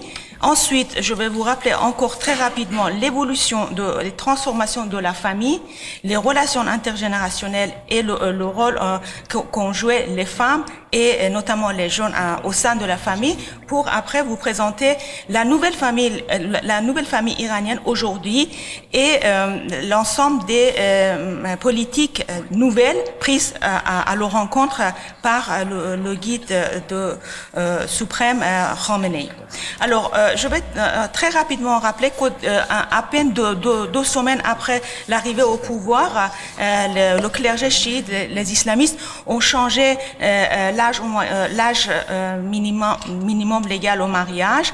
Ils ont rétabli le droit unilatéral au divorce et à la polygamie. Ils ont abrogé la loi qui autorisait l'avortement et rétablir une cour civile dont le juge devait être obligatoirement un mujtahid, un docteur en droit islamique, pour juger les affaires familiales.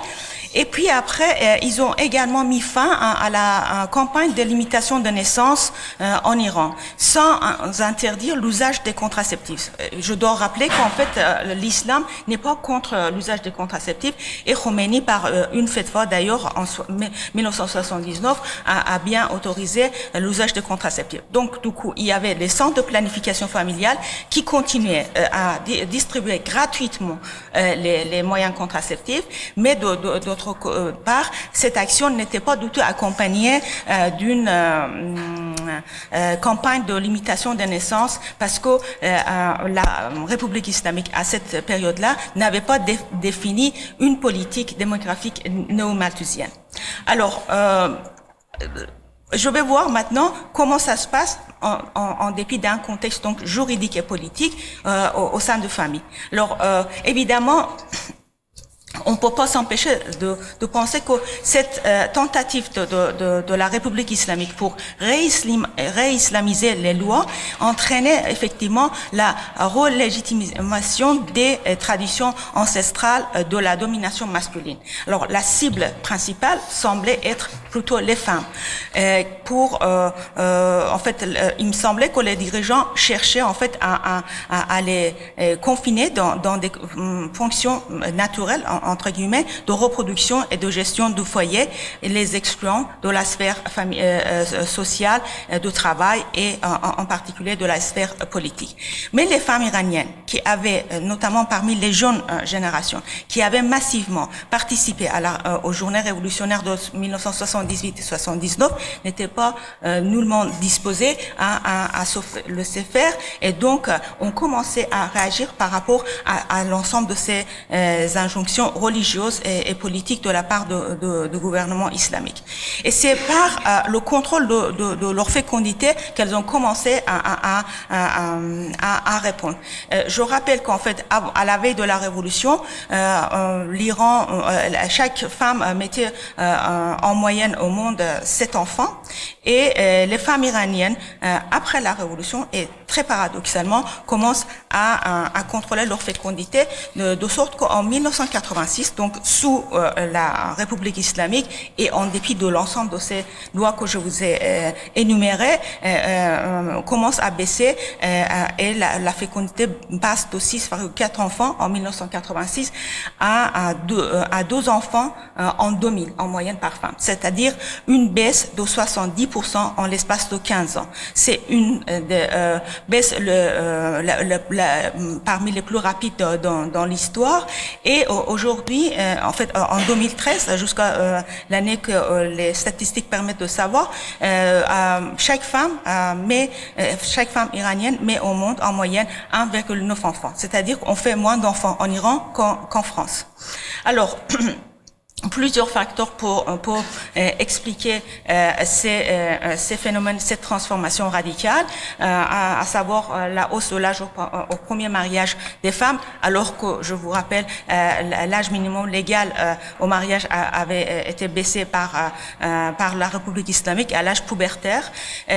Deuxièmement, c'est l'usage des contraceptifs qui continue donc la fréquence ne cesse d'augmenter, et d'après la dernière enquête qui a été réalisée en Iran à l'échelle nationale en 2000, 75% des femmes iraniennes utilisaient l'un des moyens contraceptifs. Et aussi, évidemment, c'est le progrès important de niveau d'instruction scolaire des femmes.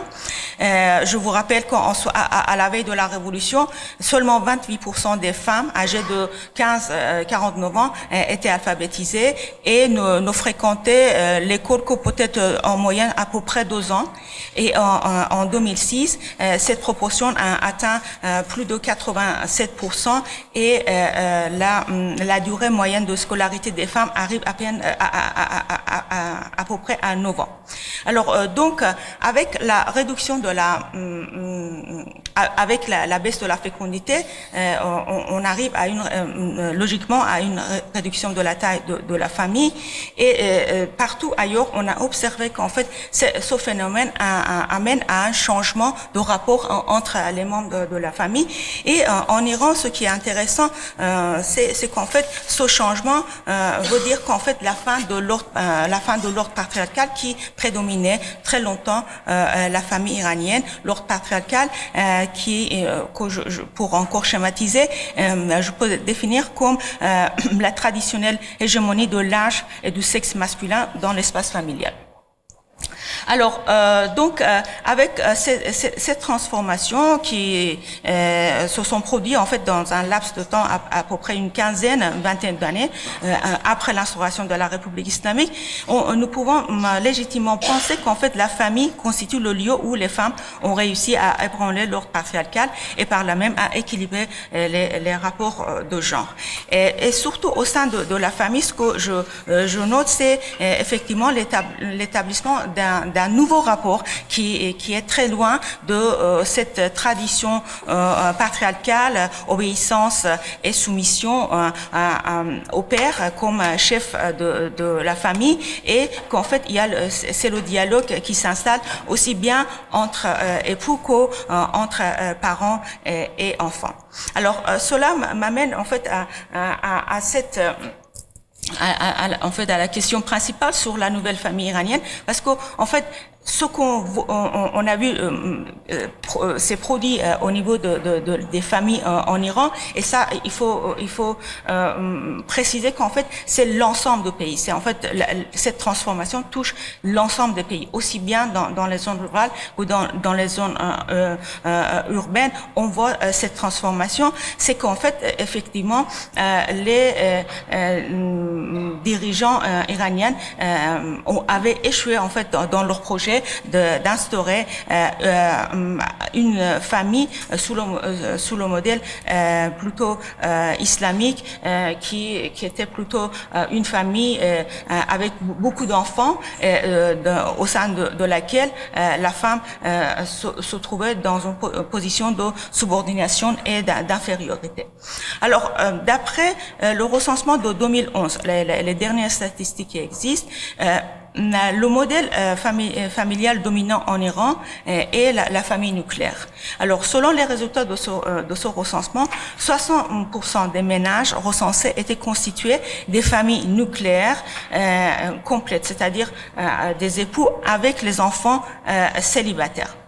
Alors, je vous rappelle qu'en fait, à partir des années 70, notamment dans les villes, la nucléarisation des familles avait commencé à émerger, mais à cette période-là, les familles nucléaires étaient des familles nombreuses. On comptait en moyenne encore entre 5 à 7 enfants par famille, et en plus, le père se trouvait vraiment le chef absolu au sein de la famille, et que aussi bien les enfants que l'épouse devaient obéir, et le rapport entre les cadets et aînés aussi était établi suivant cette hiérarchisation.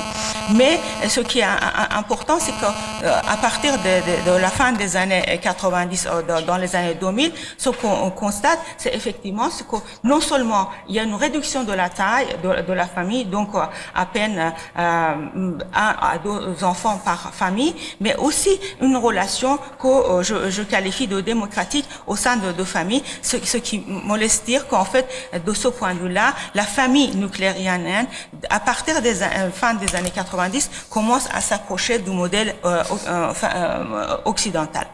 Par ailleurs, la part des couples, c'est-à-dire juste les 2 époux sans enfants, ne cesse d'augmenter, et il s'agissait en fait des couples dont les enfants, peut-être âgés, dont les enfants avaient déjà quitté le foyer parental, ou des jeunes mariés. Dont la part passe de 8 à 14% en 2011. On remarque aussi l'émergence notamment dans les grandes métropoles iraniennes, la formation d'un nouveau type de couple selon une procédure spécifique connue en Iran sous le nom de mariage blanc. Ça veut dire qu'en fait, un jeune homme et une jeune femme célibataires commencent à cohabiter ensemble sans être mariés, ou se marient de manière informelle par un contrat de mariage un peu spécifique en Iran qu'on appelle mariage temporaire. Alors donc il y a également donc cette tendance dans la pratique et de l'émergence de nouveaux types de familles en Iran. Aussi on compte la part des familles monoparentales, dont la majorité constituée des femmes avec des enfants en bas âge, qui atteint à peu près 7%. C'est une proportion très importante. Et les ménages constitués juste d'un seul individu, également 7%. Donc, si vous voulez, c'est en fait l'ensemble des différents types de familles nucléaires qui constituent une majorité des familles en Iran. Et que, à mon sens,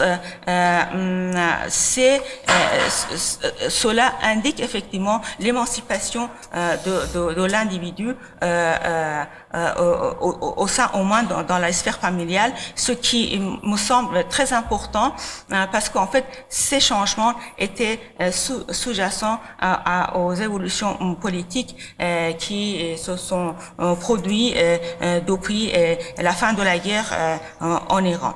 Alors, cette mutation et ce changement a été remarqué par Mahmoud Ahmadinejad, qui, dès son élection en 2005, commence à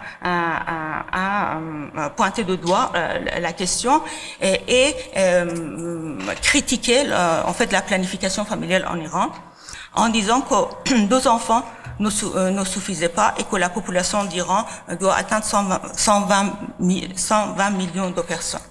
Alors, à cette période-là, il me reste 3 minutes. D'accord. Vous comptez pas le changement de place. On négocie. Alors, donc, à cette période-là, en fait, il rencontre des oppositions aussi bien de la part des scientifiques, mais aussi des parlementaires qui étaient pas du tout d'accord avec lui. Mais après sa réélection de 2009, il remet la question sur la table. Et encore, on rencontre une opposition importante. Je n'ai pas le temps de développer, simplement, je vous le dis. Mais ce qui est intéressant à souligner, c'est qu'en fait, malgré la différence qui séparait à cette période-là, en 2012, le guide suprême et Ahmadinejad, c'est le guide qui va finaliser cette question et qui demande également, comme Ahmadinejad, la hausse importante de nombre de population et en demandant à peu près 150 millions d'habitants pour l'Iran dans un horizon proche. Je vous rappelle que l'Iran aujourd'hui compte 80 millions d'habitants. Alors, puisque c'est le guide qui le demande, donc en fait, les parlementaires commencent à se mettre au travail justement pour reprendre toutes les politiques possibles et imaginables pour cette fois-ci pousser et forcer les femmes à faire plus d'enfants. Et puisqu'en fait les travaux des commissions différentes au sein du Parlement n'avançaient pas très rapidement, donc le guide a décidé de passer à une vitesse supérieure en s'appuyant sur ces prérogatives que la Constitution lui permet à hisser ce projet en plan stratégique en demandant que tous les 3 pouvoirs en Iran, l'exécutif, le législatif et le juridique doivent se mettre ensemble pour aboutir aux objectifs de cet projet nouveau qui demandait dans ce projet pousser les femmes à avoir au moins 3 enfants et adopter un style de vie islamique et iranien. Alors, je sais pas, ce n'est pas du tout expliqué de quoi s'agit-il, mais c'est ce qui est dans ce plan. Alors, bien évidemment, puisqu'en fait les femmes iraniennes et de manière générale l'ensemble des Iraniens dès le début avec l'instauration de la République islamique en Iran ont commencé à résister à la volonté de la République islamique et les dirigeants islamiques, et il est évident qu'en fait ils n'adhéraient pas tout de suite à cette politique. Mais je dois rappeler qu'en fait cette fois-ci, tirant de l'enseignement de l'expérience précédente, ils ont décidé de vraiment d'appliquer des mesures coercitives et avec une agressivité claire envers des femmes. Par exemple, dans certaines lois qui est en train d'être examinées au Parlement, on va donner la priorité d'embauche au recrutement aussi bien dans le service public que dans le service privé aux hommes mariés avec des enfants, ensuite aux hommes mariés. Par la suite, en 3e rang, les femmes mariées avec les enfants et au 4e rang, aux hommes célibataires. C'est-à-dire qu'en fait, ils veulent exclure de manière générale toutes les jeunes femmes ou des femmes célibataires du marché du travail. c'est encore en cours de discussion. Je ne sais pas si ça va être adopté ou pas, qu'il y aura des résistances. Mais ce qui me semble important, de toute façon, c'est l'intention derrière cette politique qui, à mon sens, s'explique plutôt par moyennant en fait des lois coercitives, pousser les femmes et les confiner dans la sphère familiale, parce qu'en fait ils ont bien compris qu'en fait les principales protagonistes des changements sociaux, démographiques et culturels en Iran étaient des femmes. Et donc c'était plutôt, à mon avis, dans cette perspective qu'ils ont décidé à adopter ce projet qui est mis en place depuis 2014. Donc il faut encore attendre pour voir les résultats. Simplement, je peux pas m'empêcher de ne pas penser qu'en fait derrière ce projet nouveau, c'est une nouvelle politique démographique que se définit la République islamique. Et cette fois-ci, je qualifie cette politique de populationniste parce qu'il y a en fait un objectif chiffré derrière. C'est qu'en fait, avec l'Iran, avec ses 80 millions d'habitants aujourd'hui, aux côtés de l'Égypte, constituent les deux pays les plus peuplés du Moyen-Orient. Alors, imaginez que avec tous ces moyens coercitifs, ils arrivent à accélérer le taux d'accroissement en Iran et donc pour se donner un moyen qui, pour moi, pourrait être considéré comme une arme dissuasive dans un contexte où le régime se trouve vraiment dans des problèmes et de contentieux, je finis, dans une situation de contentieux structurel avec ses voisins immédiats, comme avec les Occidentaux. Et donc, bien sûr, je ne peux pas m'empêcher de penser qu'il y a une cohérence entre cette orientation populationniste de gouvernement islamique et une ambition régionale hégémonique. Je vous remercie. Merci.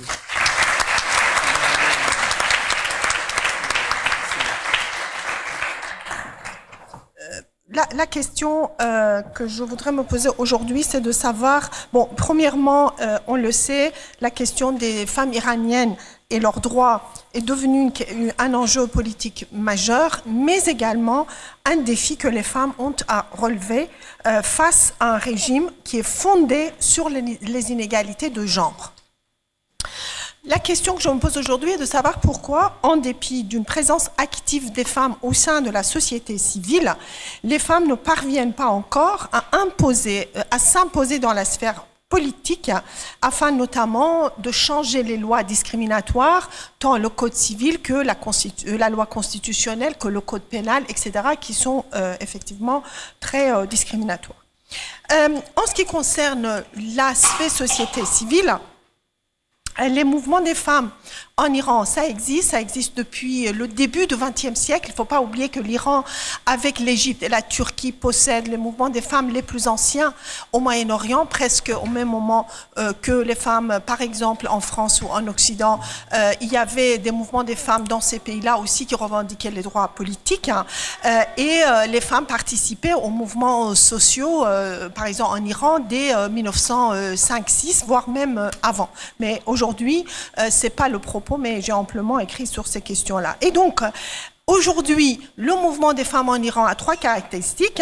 C'est un mouvement plurigénérationnel, plusieurs générations de femmes. Il émane de la société civile. Il manque d'organisation et de structure et se limite aux classes moyennes instruites des grandes villes.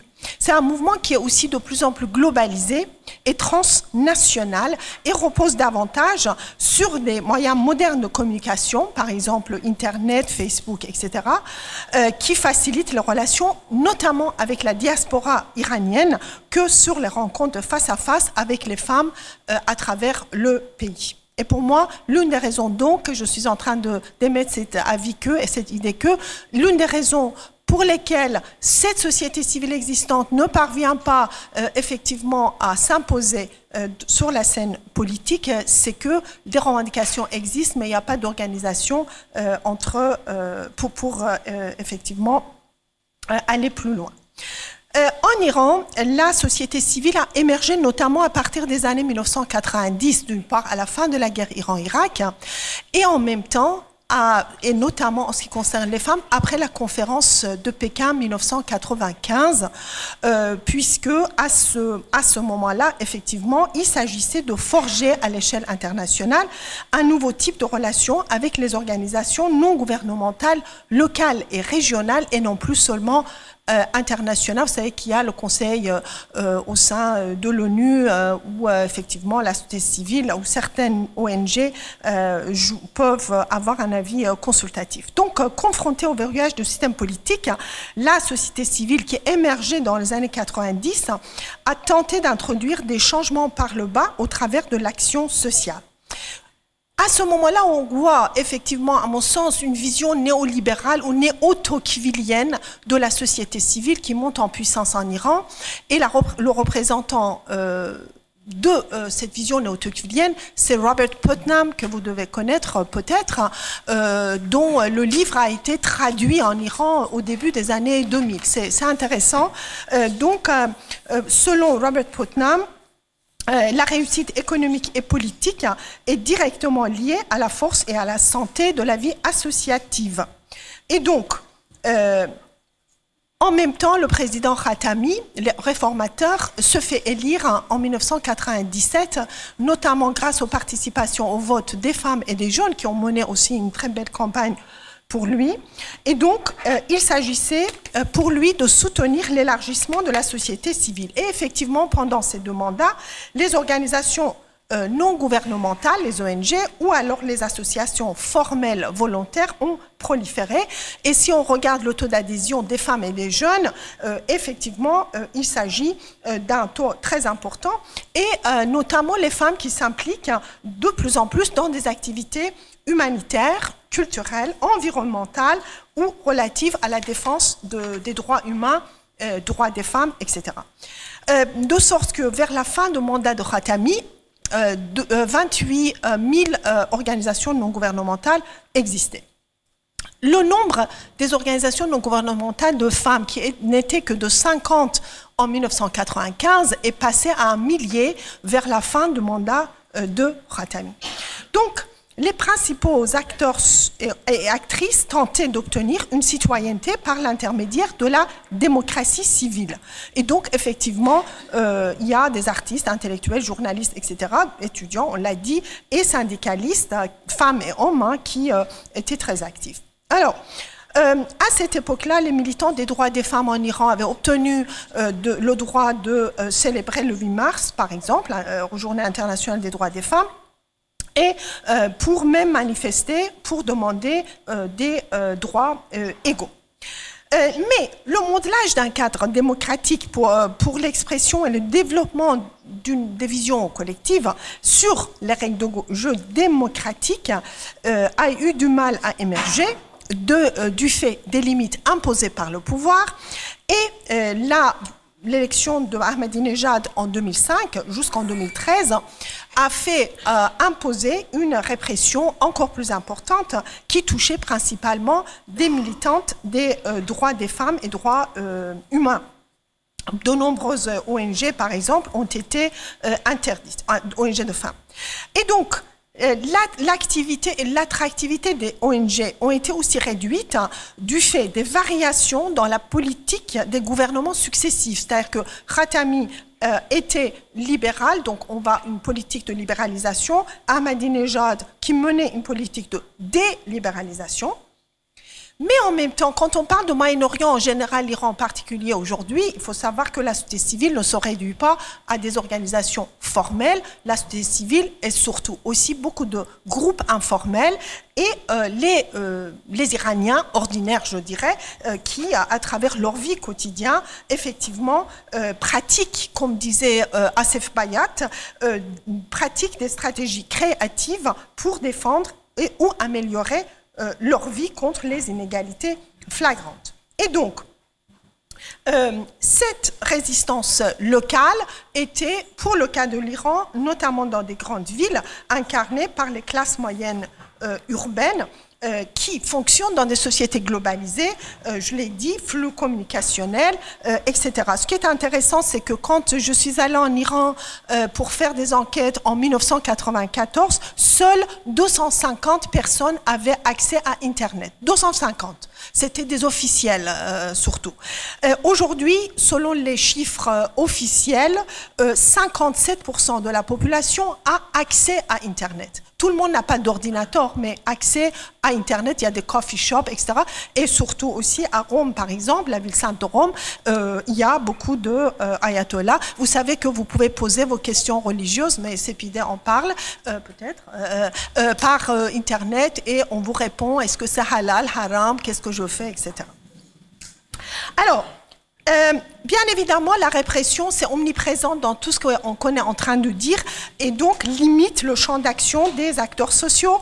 Et donc, les réseaux sociaux virtuels, bien évidemment, sont susceptibles de constituer une base pour une nouvelle solidarité à l'échelle transnationale, afin de contribuer aux actions collectives dans l'espace global. Alors, ce qui est intéressant, c'est que ce mode d'action a été aussi approprié par Rouhani et Javad Zarif et d'autres, par exemple, lors des législatives de 2016, là où, avec des SMS et par des réseaux sociaux, il y a eu pas mal de mobilisation afin que les gens aillent voter. Donc, les femmes des classes... Donc, ce que je voudrais dire, c'est qu'il y a une forte présence des femmes dans la société civile, notamment les femmes, encore une fois, des grandes villes et d'un certain niveau d'instruction. Elles ont aussi participé quand même aux élections présidentielles de Khatami, donc 97-2001, municipales de 99, législatives de 2000, etc. etc. Le 6e Parlement réformiste n'avait néanmoins que 13 élus, et donc...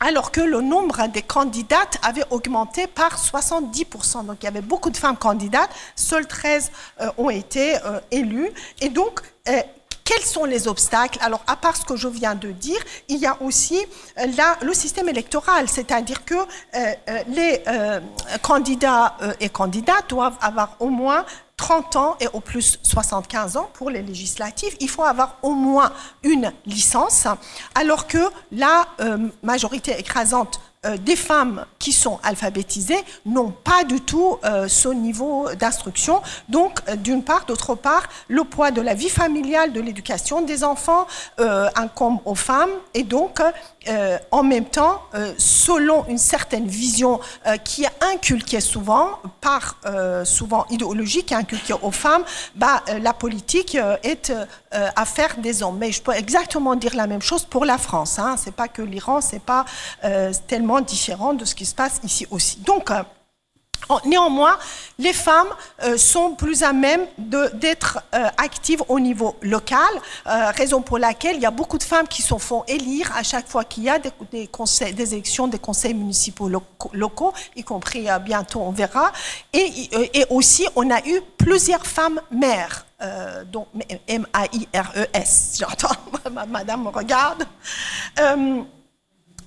Alors, néanmoins, les députés du 6e Parlement ont effectivement essayé de revendiquer un certain nombre de revendications, de demandes de la population féminine, entre autres, par exemple, l'adhésion de l'Iran à la Convention sur l'élimination de toutes les formes de discrimination à l'égard des femmes, ce qu'on appelle la CEDEF ou CEDAW, qui est...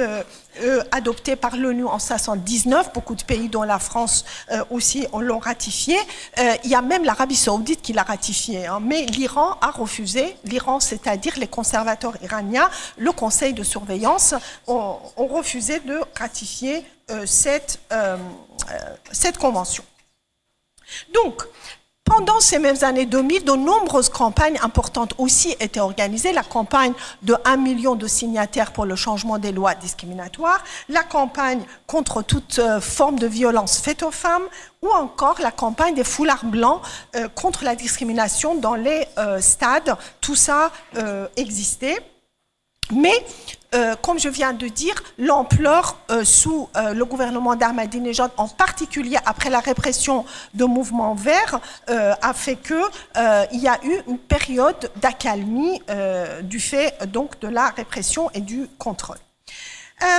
Suite à l'élection de Rouhani, les militantes séculières et religieuses des droits des femmes ont repris leurs activités interdites. Par exemple, une revue très importante qui est le magazine Zanan, ça veut dire les femmes, qui a joué un rôle prépondérant pour la mobilisation des femmes des classes moyennes pour l'élection déjà de Khatami en 1997 et qui a lancé la réinterprétation du Coran et la critique par rapport à l'islam officiel, qui a joué un rôle prépondérant, eh bien, a été interdit en 2008 sous Ahmadinejad, mais a pu de nouveau commencer à être publié sous le nom de Zanone Emrouz, c'est-à-dire les femmes d'aujourd'hui. Alors, de temps en temps, frappé de nouveau par interdiction. Par exemple, ce même journal a été interdit par le judiciaire en avril 2015 pour avoir sur sa couverture parlé de mariage blanc, qui absolument est contraire à la loi, puisqu'on ne se marie pas officiellement, mais on vit ensemble. Et donc, ça a été de nouveau, quelques temps plus tard, maintenant ça apparaît de nouveau. Vous voyez, l'Iran, c'est ça, c'est interdiction, répression, de nouveau on peut publier, de nouveau on ne peut pas. Donc, on est tout le temps dans ces cas de figure-là. Alors, donc, interdiction crée néanmoins un climat d'insécurité et de précarité, y compris pour les journalistes, bien évidemment.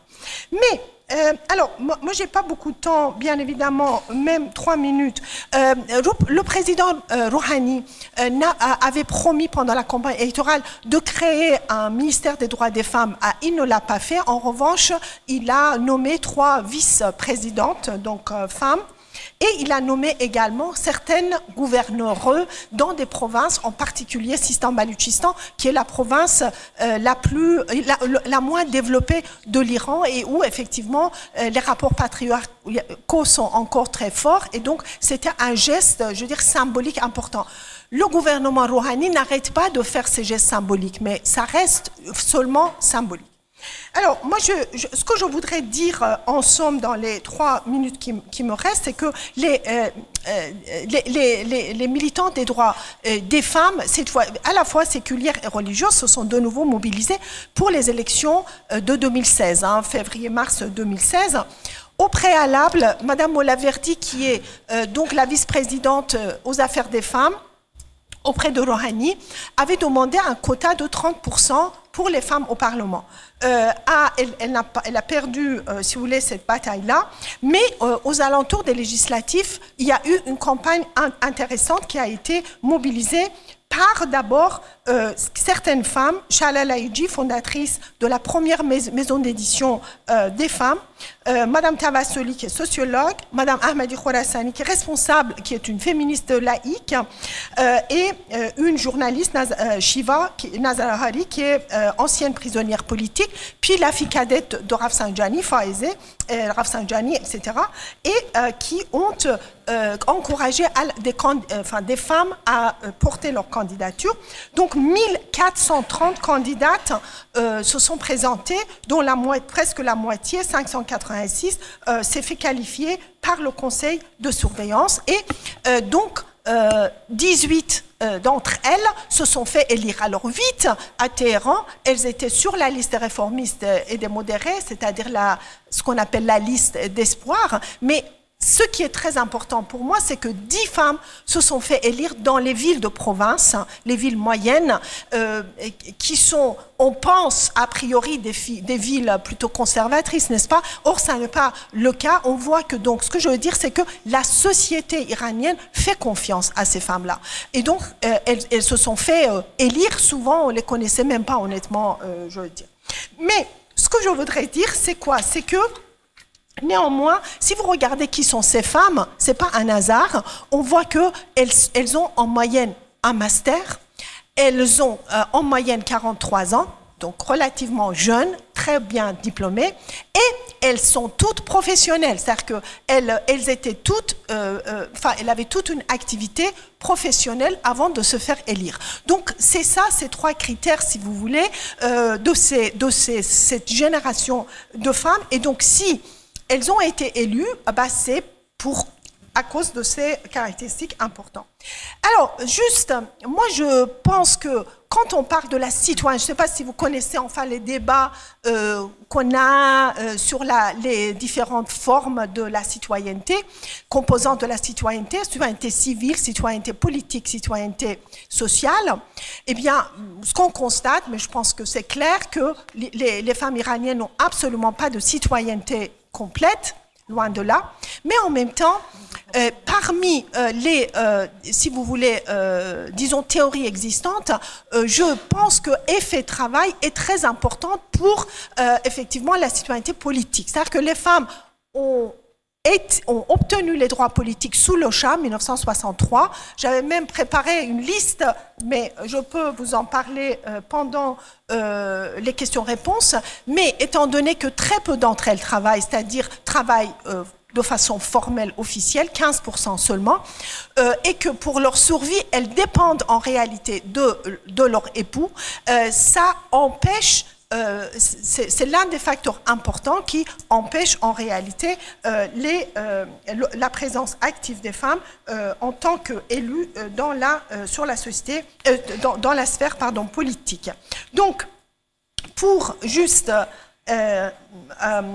conclure, je dirais que le 10e Parlement actuel, qui est à majorité modérée, est plus à même d'entreprendre des mesures en faveur des catégories discriminées de la société civile, notamment des femmes et des minorités ethniques et religieuses, et pour le renforcement de la société civile. Mais on va voir si ce Parlement décidera de faire ce pas ou de renvoyer, comme les autres parlements, au calendrier grec, les réformes tant attendues. Merci.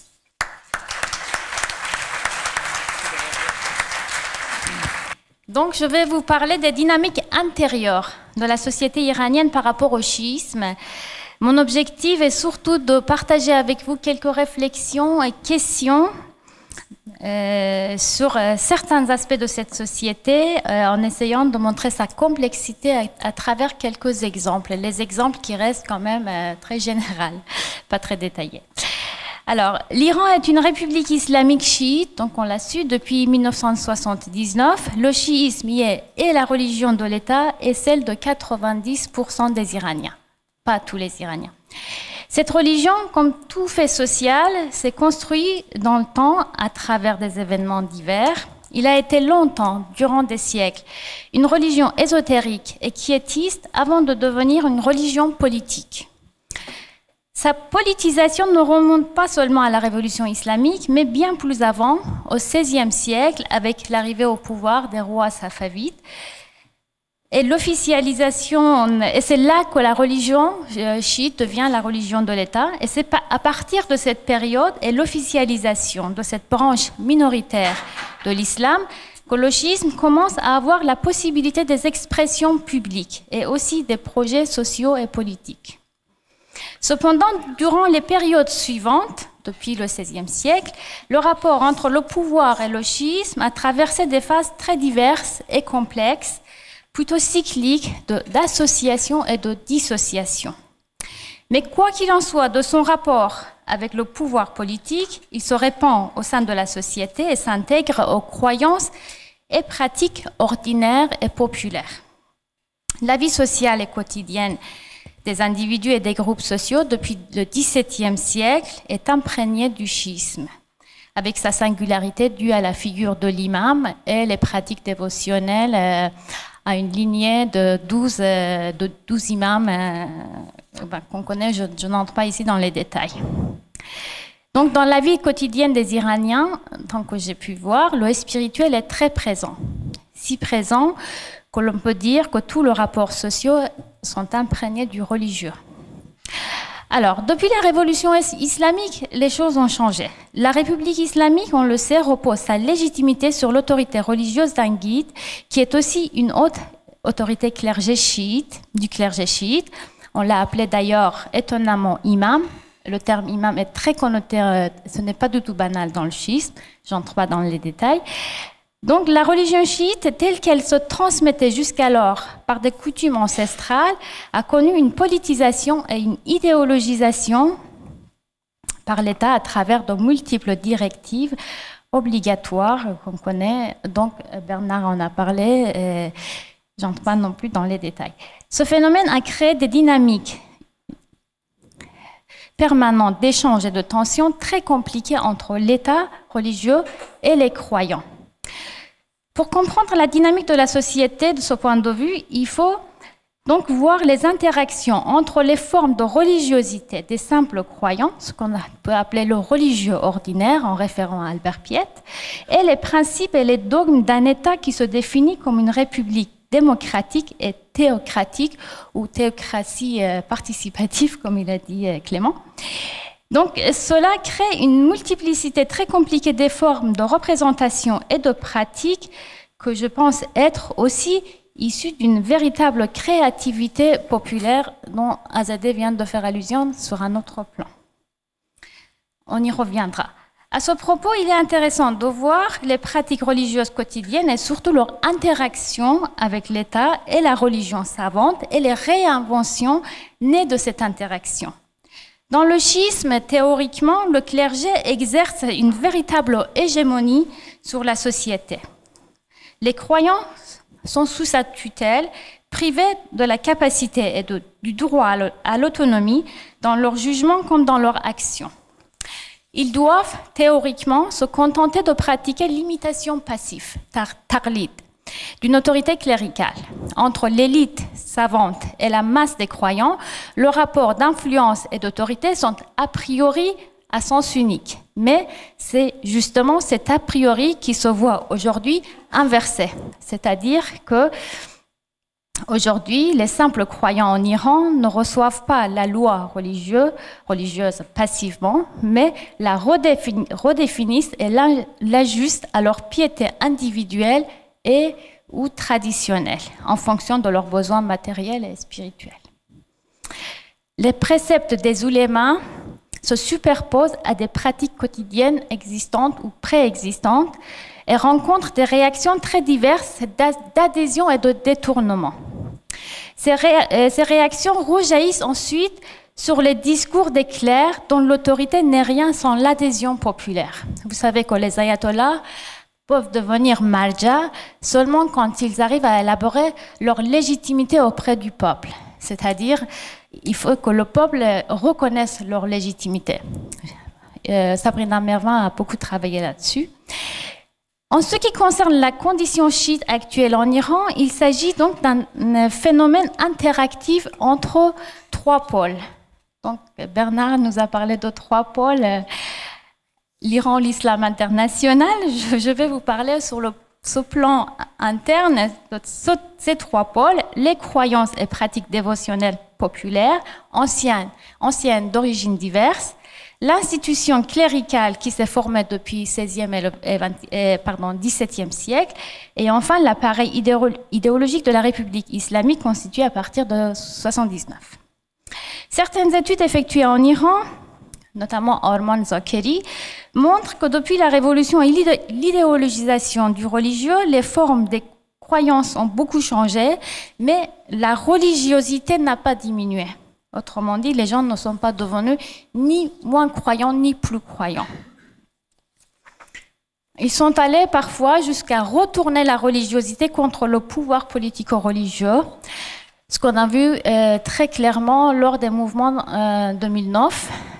C'est-à-dire qu'on s'est accroché au chiisme pour dénoncer le pouvoir répressif avec toutes les références qui existent au sein du chiisme, la religion minoritaire, vaincue politiquement, etc.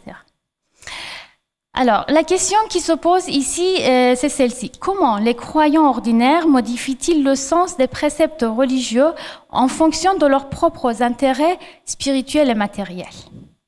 Comment l'individu devient-il agent de sa propre piété en se réappropriant une religion dont il se trouve dépossédé par le fait qu'elle lui a été imposée.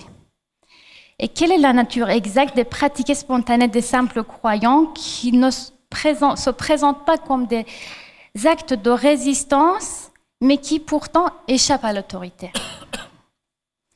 Dans ce contexte, je veux vous parler de quelques dimensions interconnectées de la vie quotidienne des croyants ordinaires, dans la perception du monde et puis les pratiques qui structurent l'espace-temps. Et je pense que je n'aurai pas le temps, mais je voudrais vous parler de la mort aussi, valorisée dans le chiisme, investie par l'État et faisant partie de la vie des gens depuis la Révolution.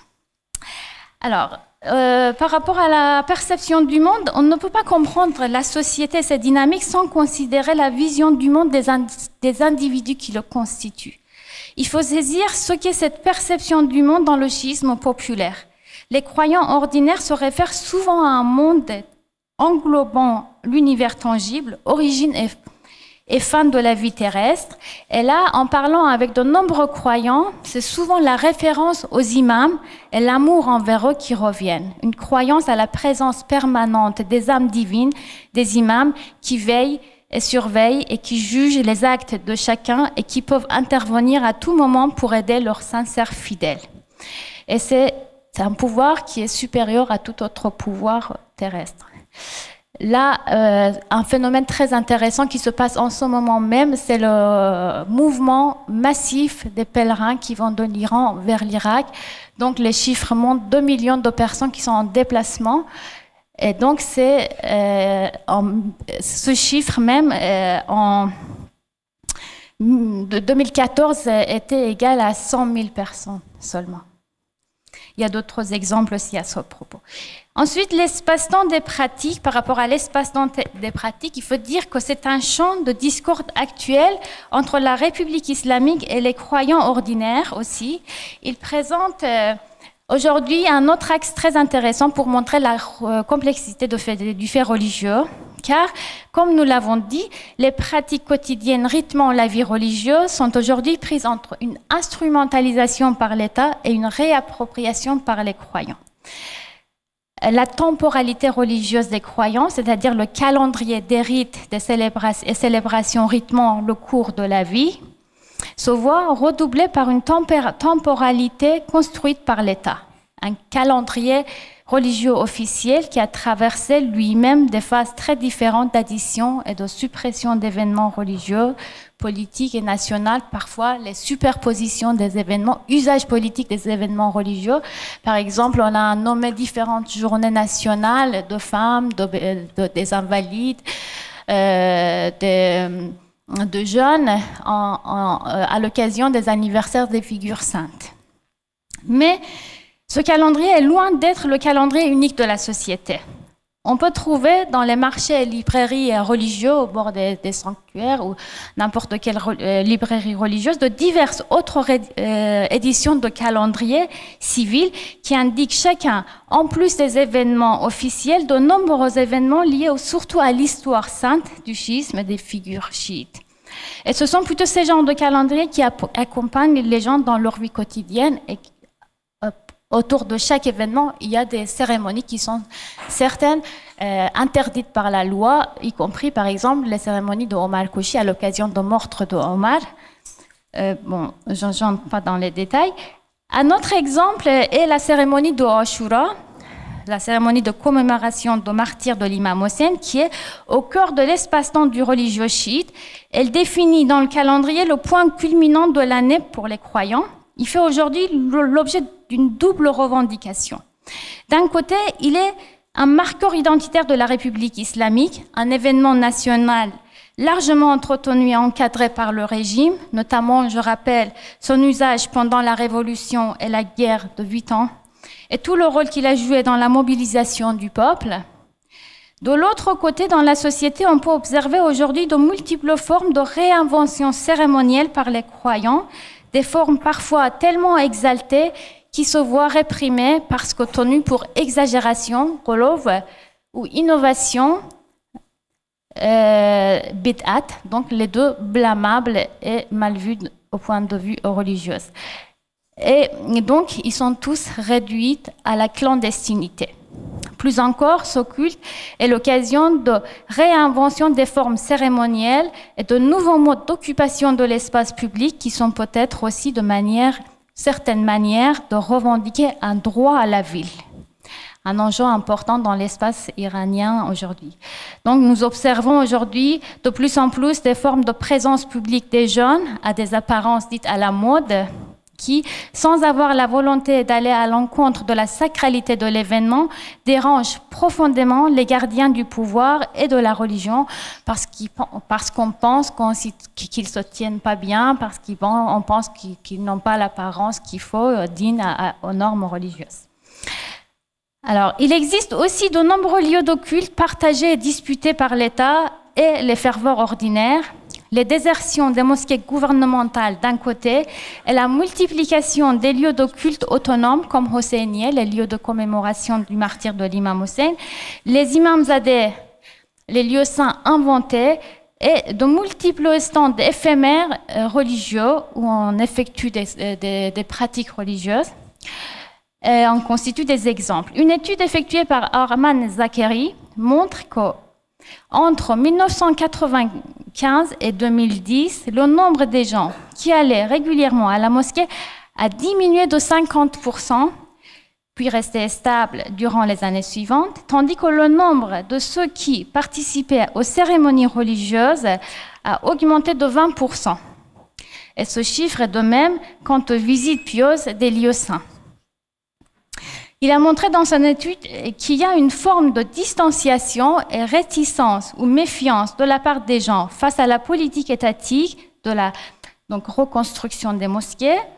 En revanche, il y a une forte volonté de leur part pour la fabrication ou réinvestissement des lieux saints et des lieux de pèlerinage, ce qui va parfois à l'encontre de la volonté de l'État. À ce propos, je me réfère aux travaux de Shima Koshi et Morvarid Ayas. D'accord. Alors, devant ces formes de réappropriation du religieux, on peut voir à la fois une religiosité individualisée qui réclame son droit à la piété contre un État qui discipline les ferveurs, mais aussi une forme de revendication laïque de la liberté d'expression, masquée peut-être sous la forme du religieux, ces deux n'étant pas contradictoires. Un dernier exemple, c'est un phénomène récemment apparu dans l'espace social iranien. C'est l'émergence des mysticismes hybrides ou des formes de mystique sauvage, selon les termes de Michel Hulin. Il s'agit de petits ou grands groupes, généralement clandestins, qui déclarent des doctrines syncrétiques avec des éléments de soufisme traditionnel, des emprunts à l'hindouisme, au bouddhisme, au christianisme, mais superposés à une base chiite imamite. Ces mouvements mystiques émergents, étudiés par Behnaz Khoslavi et Shirin Behbahani, sont un phénomène social assez important pour inquiéter le pouvoir. Le clergé stigmatise tous ces groupes comme hérétiques et l'État les réprime sévèrement, mais ils ne cessent de se reconstituer. Dans ces dynamiques émergentes, on peut voir des formes de réinvention de la religiosité aussi populaires qu'hétérogènes. Ici, la même question se pose. Comment comprendre ce phénomène? Est-ce une volonté rationnelle de la part des croyants pour se réapproprier une religion dont ils se trouvent dépossédés, ou plutôt un désir du genre universel pour se libérer de l'hégémonie? Ou encore, il faut penser que ce sont des produits d'une période de transition historique et de crise religieuse. Alors, donc pour conclure, merci. Puisque voilà, je ne vais pas parler de la mort. Donc, nous voyons ici des dynamiques très compliquées au sein de la société autour du chiisme, dans un contexte de la mainmise totale de l'État sur la religion et dans différents aspects de la vie quotidienne. Cette complexité montre avant tout des formes de réappropriation et redéfinition de la religion par les croyants, c'est-à-dire que cette étatisation exagérée du religieux n'a pas abouti ni à sa suppression ni à son intégration, mais à sa remodélisation qui prend des formes de plus en plus multiples et de plus en plus individualisées, contrairement à la volonté hégémonique de l'État. C'est par le chiisme lui-même, comment c'est vécu, que l'État religieux se voit dépassé. par des démarches croyantes minimes et individuelles de réinterprétation, les citadins créent des phénomènes qui vont au-delà de l'État. Un État qui se veut pourtant et surtout religieux. Et quant aux couches populaires, je rajoute peut-être juste une phrase, je pense qu'on peut parler d'une autonomie du croire à l'égard du pouvoir, et c'est cela qui nous permettra peut-être de sortir de la problématique de l'emprise du pouvoir politico-religieux sur les couches populaires de cette société. Merci.